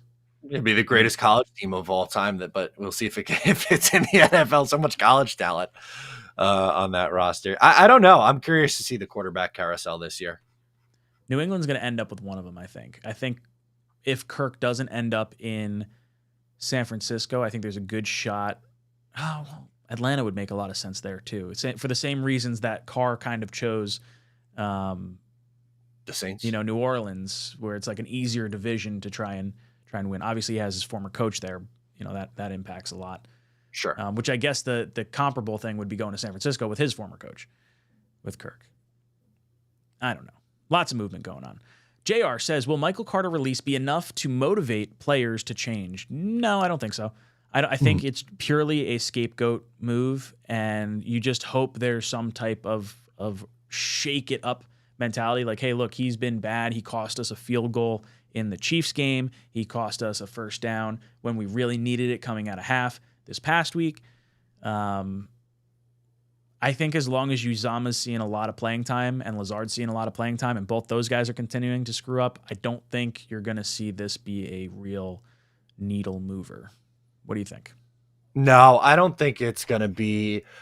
Again, I think it was more along the lines of, hey, we're going to make you inactive. And he's like, all right, I'll take the release then instead. And they're like, okay. Like, I don't think it's anything more or less than that. I don't think it's to send a message to the team. I think they know what they have to do. Douglas comes in with a super chat. Douglas says, that's a sad commentary on the Jets fan base. Pick another quarterback and the fans will eventually drag them over the coals like Sanchez, Geno, Sam, and Zach. I think there were expectations with Sanchez, Geno, Sam, and Zach. When you draft three of those guys in the top 6 picks or top 5 picks, was Sanchez 5 or 6? 5. Yeah. So 3 quarterbacks in the top 5. And Geno, who coming out of that draft, it wound up being a terrible quarterback draft for the first 2 selections there. But going into the draft process, people were like, wow, Geno Smith could be the best quarterback in this draft class. So there was an expectation with him, even though he did go in the second round. I think if you have Rodgers here and you have a legitimate starter that is in front of any rookie quarterback, there will not be calls to start Michael Penix or Jalen Daniels or any of that stuff while Rodgers is here. Rodgers will be able to play, take all the spotlight off the quarterback. He'll be able to develop behind the scenes. And one of the things that I think is important for a quarterback is to have the respect of the rest of the roster. So that backup quarterback going against the scout team defense consistently, and then also having the roster turnover while that quarterback is still there, because there's a 30% turnover of rosters each season. So if a quarterback starts his 3rd year, that is essentially 90% a new team by the time he starts, and every player that has come in now knows that that quarterback has been here, and they can look to him for either answers or, whatever, assuming he's starting to play well. So I don't think it's necessarily that the Jet fan base will drag a player over the coals as much as the expectations will. We didn't have anyone other than Zach. We didn't have anyone other than Sam. We didn't have anyone other than Geno, and we didn't have anyone other than Sanchez in all 4 of those situations, and it all wound up bad. Yeah, that's a great point, right? Like it was put on Sanchez, Sam, and Zach were all starting from day one. Geno wasn't supposed to start from day one. Mark was going to be the starting quarterback, and then Rex Ryan put him in the 4th quarter of a preseason game and got him hurt. Mm-hmm. Yeah, I forgot about that. I remember the injury, but I forget that Geno was there for that. Yeah, he wasn't supposed to start. He was never supposed to be the starter in 2013. And like I don't know. And some fans were out on all those guys way too early, I think. But I mean, also by the time the Jets moved on from Mark Sanchez, he was not the player that he was those first 2-3 years. Geno was never really good with the Jets. It took him 10 years to figure that out. Sam showed some signs of progress. You know, his first 2 years was okay and then fell off a cliff in year 3. And Zach, it's just, you know, the hope game, but it's not working. Ooh, Blitzcrew brings up a good point. I did not realize Kyler had a no trade clause. Won't pick New England. So Minnesota would be a good landing spot for him. Atlanta would be a good landing spot for him. Somewhere inside. If he stays with Arizona, he's got the no state income tax, and then he's probably going to be throwing to Marvin Harrison Jr. Like, in all reality, like they're probably the Cardinals are either going to take him or they're going to trade Kyler for a bunch of picks and then select a quarterback and then have a bunch of ammo to build around as well. I think they go that. I think they the clock. I definitely do. I think they absolutely move on from Kyler because you don't sign someone to you have to study the playbook type contract. And then when you actually have an opportunity to get out from underneath him and get high value, like he's playing well right now, you're showing his trade value right now. They might be able to get something, not as much as probably the Deshaun Watson trade, but like I could absolutely see 2 firsts, 2 seconds for Kyler or something along those lines from a desperate team. Ooh. You know what? I forgot. There's a team that we have not mentioned yet that I think we should toss into the mix. Maybe not for Kyler, but for one of these Let me see if I can figure it out. I'm going to go through AFC or NFC. So I narrowed it down a little bit more. AFC? Yeah. Titans. The South is set. The East would just be the Patriots. I guess if Tua got hurt, then like the Dolphins, I guess. That would be crazy. The North would be Browns, Bengals, Steelers, maybe? That'd be an interesting team. That was it. The Steelers. Dude, Tomlin might be coach of the year right now. Right, because they're 6-3, and that offense stinks. And Kenny Pickett has been bad. So if they feel like I think the Steelers are probably making the playoffs this year. If they're a 10-7 team, let's say, do they then not feel like you're a good quarterback away from being a legit threat? Yeah, because this is Pickett's second year. You drafted him at 20 overall, so it's a little bit different. You could still kind of sit him down and not move off of him, or you could try to reclaim some draft capital from, like maybe he becomes the placeholder for a guy like Kyler. Get him out of conference. Tomlin is definitely a really good coach in terms of bottling up some outside noise. I mean, he had Le'Veon Bell and Ben Roethlisberger and AB, and he kept the lid on like all of that right until the end. I mean, outside of Antonio Brown posting the locker room speech, we didn't hear anything about any of that crazy stuff until he went to Oakland. Yeah. No, that was, I'm with you. I think Mike Tomlin is one of the best coaches in the NFL. Like top 5 easy, maybe higher, top 3 even. But I mean, Pickett, they're 6-3, and Pickett has 6 passing touchdowns, 4 interceptions, 179 passing yards per game. He's basically playing like a Zach Wilson level. So like somewhere between the 25th and 30th best quarterback in the NFL, and they're 6-3. So if they feel like they could put themselves over the top, maybe that's where a veteran ends up. Our buddy Master at work was I was on the AFC's roundtable yesterday, and I was just giving him the business because they were like, oh, Belichick's going to leave. We're going to get a new coach. They're hoping for Ben Johnson, the OC from the Lions, which I really hope doesn't happen. I was like, no, you guys are fine. You guys roll with Mac Jones. There's a head coach out there that just got fired that would love to be the guy. He was the golden boy in New England, Mr. Josh McDaniels. Send him back to New England. That's who I want to be the Patriots head coach. Ben Johnson, I think wherever he ends up is where Kyler ends up. I think Kyler will waive his no-trade clause for that coach based on his success in Detroit and his success in Philadelphia. Yeah, I don't see how they don't right? That's a good. Where do you think who's going to be looking for new coaches? Probably the Bears. Probably the Bears, probably New England, maybe Buffalo. That would be interesting if he wound up going to Buffalo, Yeah, if they decide to pull the plug on McDermott for like a failed season. Staley. The Chargers are going to be a big one. I would bet if the Chargers think they can get Ben Johnson, Washington. I think that, what was that? Washington. Maybe Washington's a good one. I think Washington with the new ownership, I could see them going after their version of Sean Payton in Belichick. That's where I think that's going to end up. Okay. But that wouldn't be a bad option either.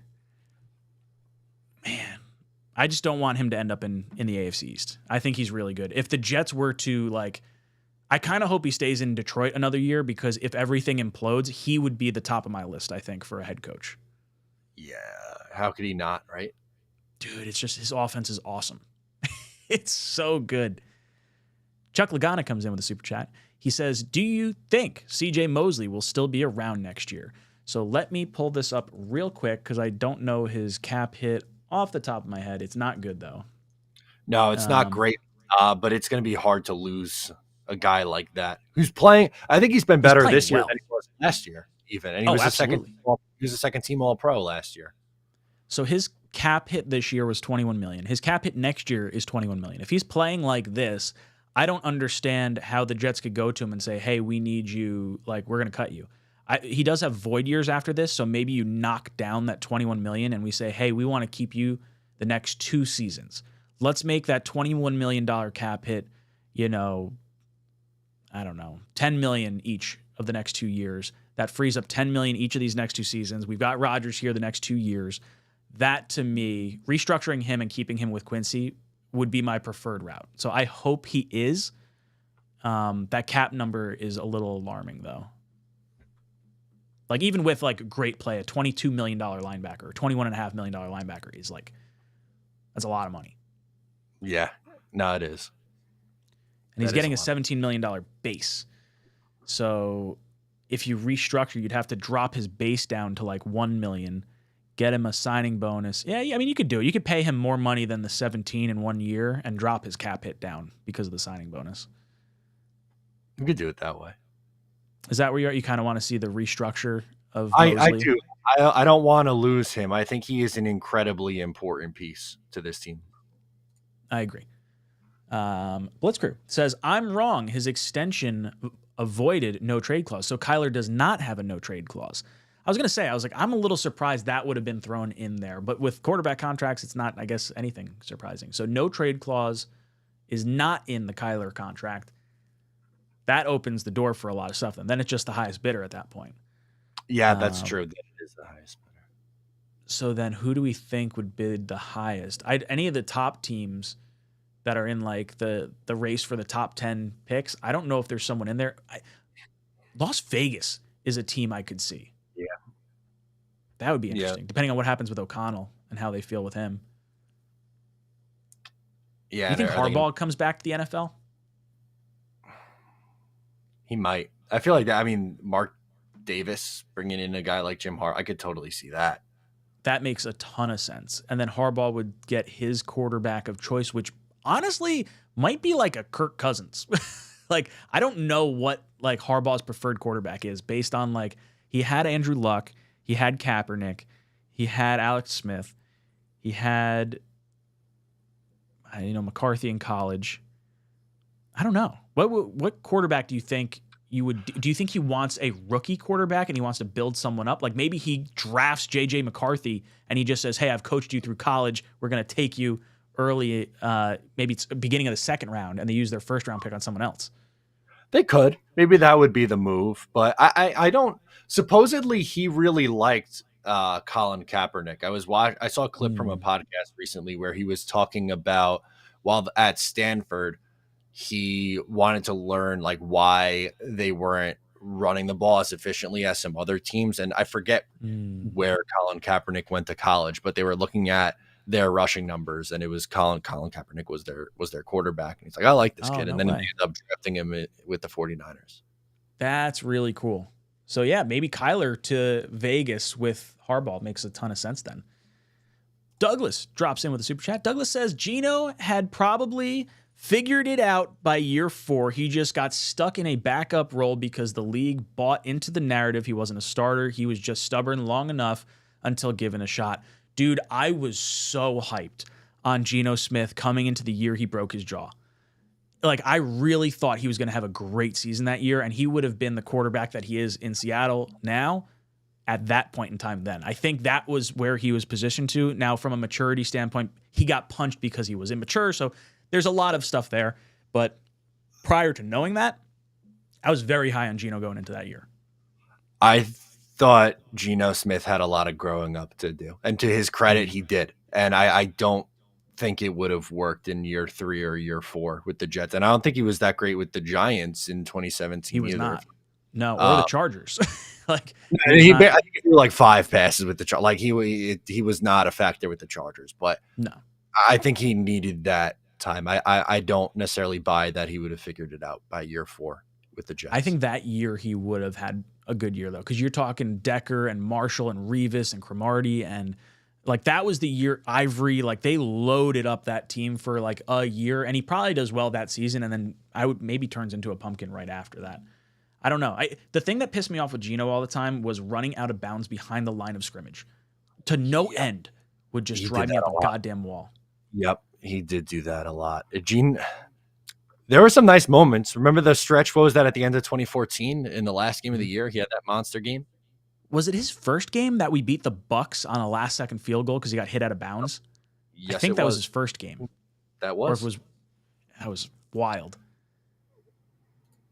Jets had the right idea with that style of quarterback. That's where the league was trending.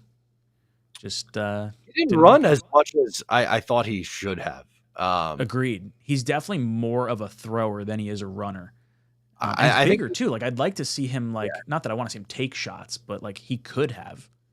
Yeah, I mean at 6'3", 220, he was running for the touchdown numbers were high, I believe. He had 6 rushing touchdowns his first year and 366 yards. But then the next year it was 1 rushing touchdown and 238 yards. Like that, he should have been someone not like Lamar, 1,000 yards, Sure. but there's no reason he can't be a 500-yard rusher.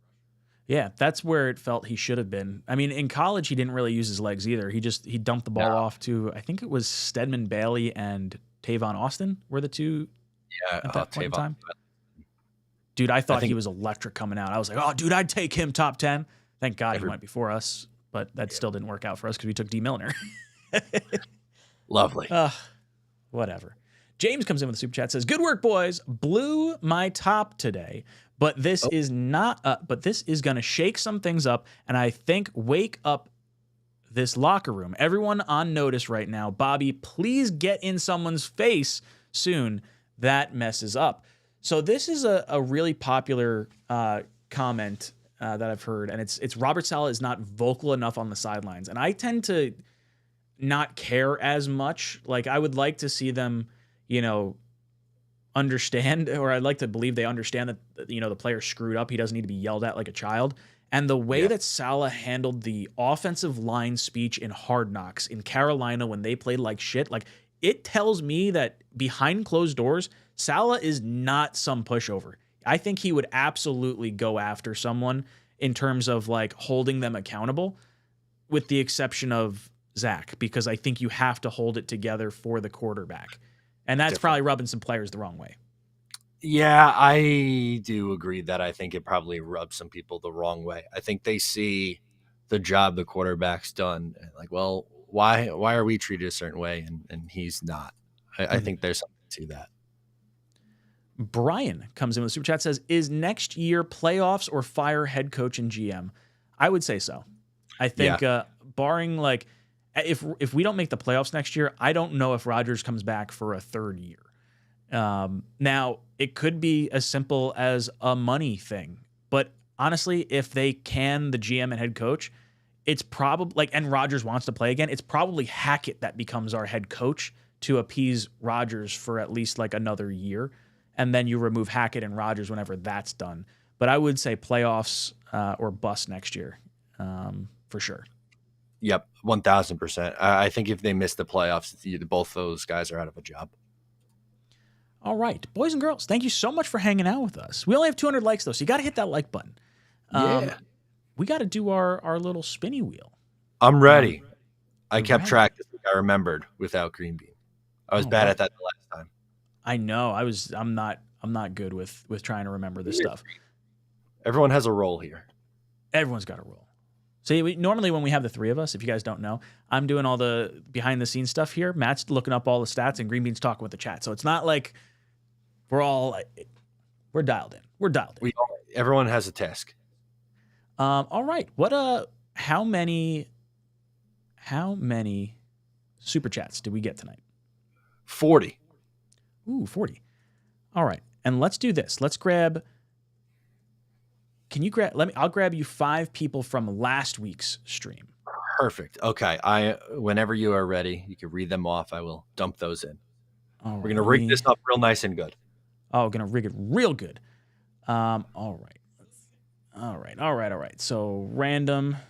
Oh, actually, we said timestamp. If you timestamp, so we got a few. Okay. Yeah. Phil the Jet Adams. So if you guys go back after this stream and timestamp like good parts of the stream, you'll be entered into the t-shirt giveaway. So I've got a few from last week that we can throw in here. That was one of your best names. So Phil the Jet Adams. Okay. Andrew Grzanka, Grzanka.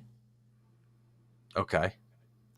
FBJT, Jaytee. Okay. We've got another one for Andrew Grzanka, and it is a different timestamp. It's not the same one. Okay, good. We've got Atlar, Attalar. Atlar.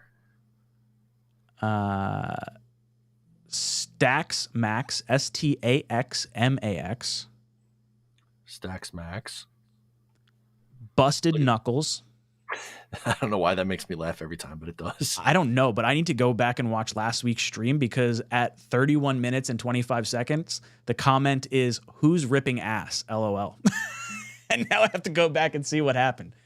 Yeah, what the hell happened here? I don't know, but I love this. So, guys, if you're going to timestamp our streams, it helps us out on our side of things because we can identify good parts of the stream to clip, but then also helps us out for other people wanting to tune in after that, and you get entered into the t-shirt giveaway. Perfect. So, Matt, how many we got? Now it is 47. 47. There you go. See? All right, we're going to go random number generator. Boom. Number 6.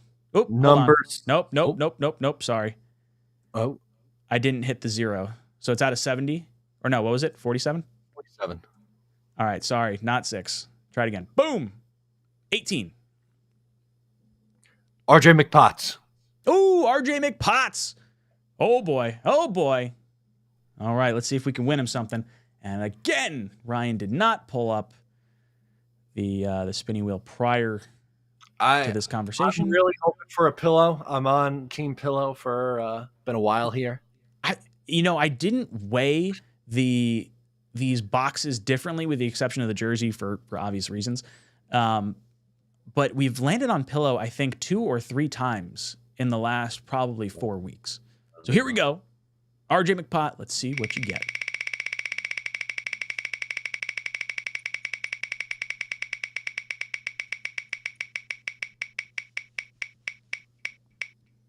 Oh, it's a shirt. I thought it was gonna oh, man. RJ McPott, reach out to Matt and I, talkinjetshow@gmail.com or jetstalk247@gmail.com. We'll get you set up with a shirt, either the Talkin' Jets Ape shirt, or you can pick one of the other shirts that are available over at talkinjets.com. Head over TALKIN Jets.com if you want to check out some of our merch and help support the channel, and you get some pretty cool custom swag. Matt, any last words for our panel? I am ready to get hurt again. I am back in on the Jets here. Just find a way to win. Just win, baby. Score points this week. Let's try to have some fun watching this football team. An hour-long episode of Just Jets is coming out tomorrow. I got to upload that after we hop off here. So it's going to be a late night for me, but I'm excited about it. Oh, I can't wait to listen to it tomorrow. Boys and girls, I'm bought in.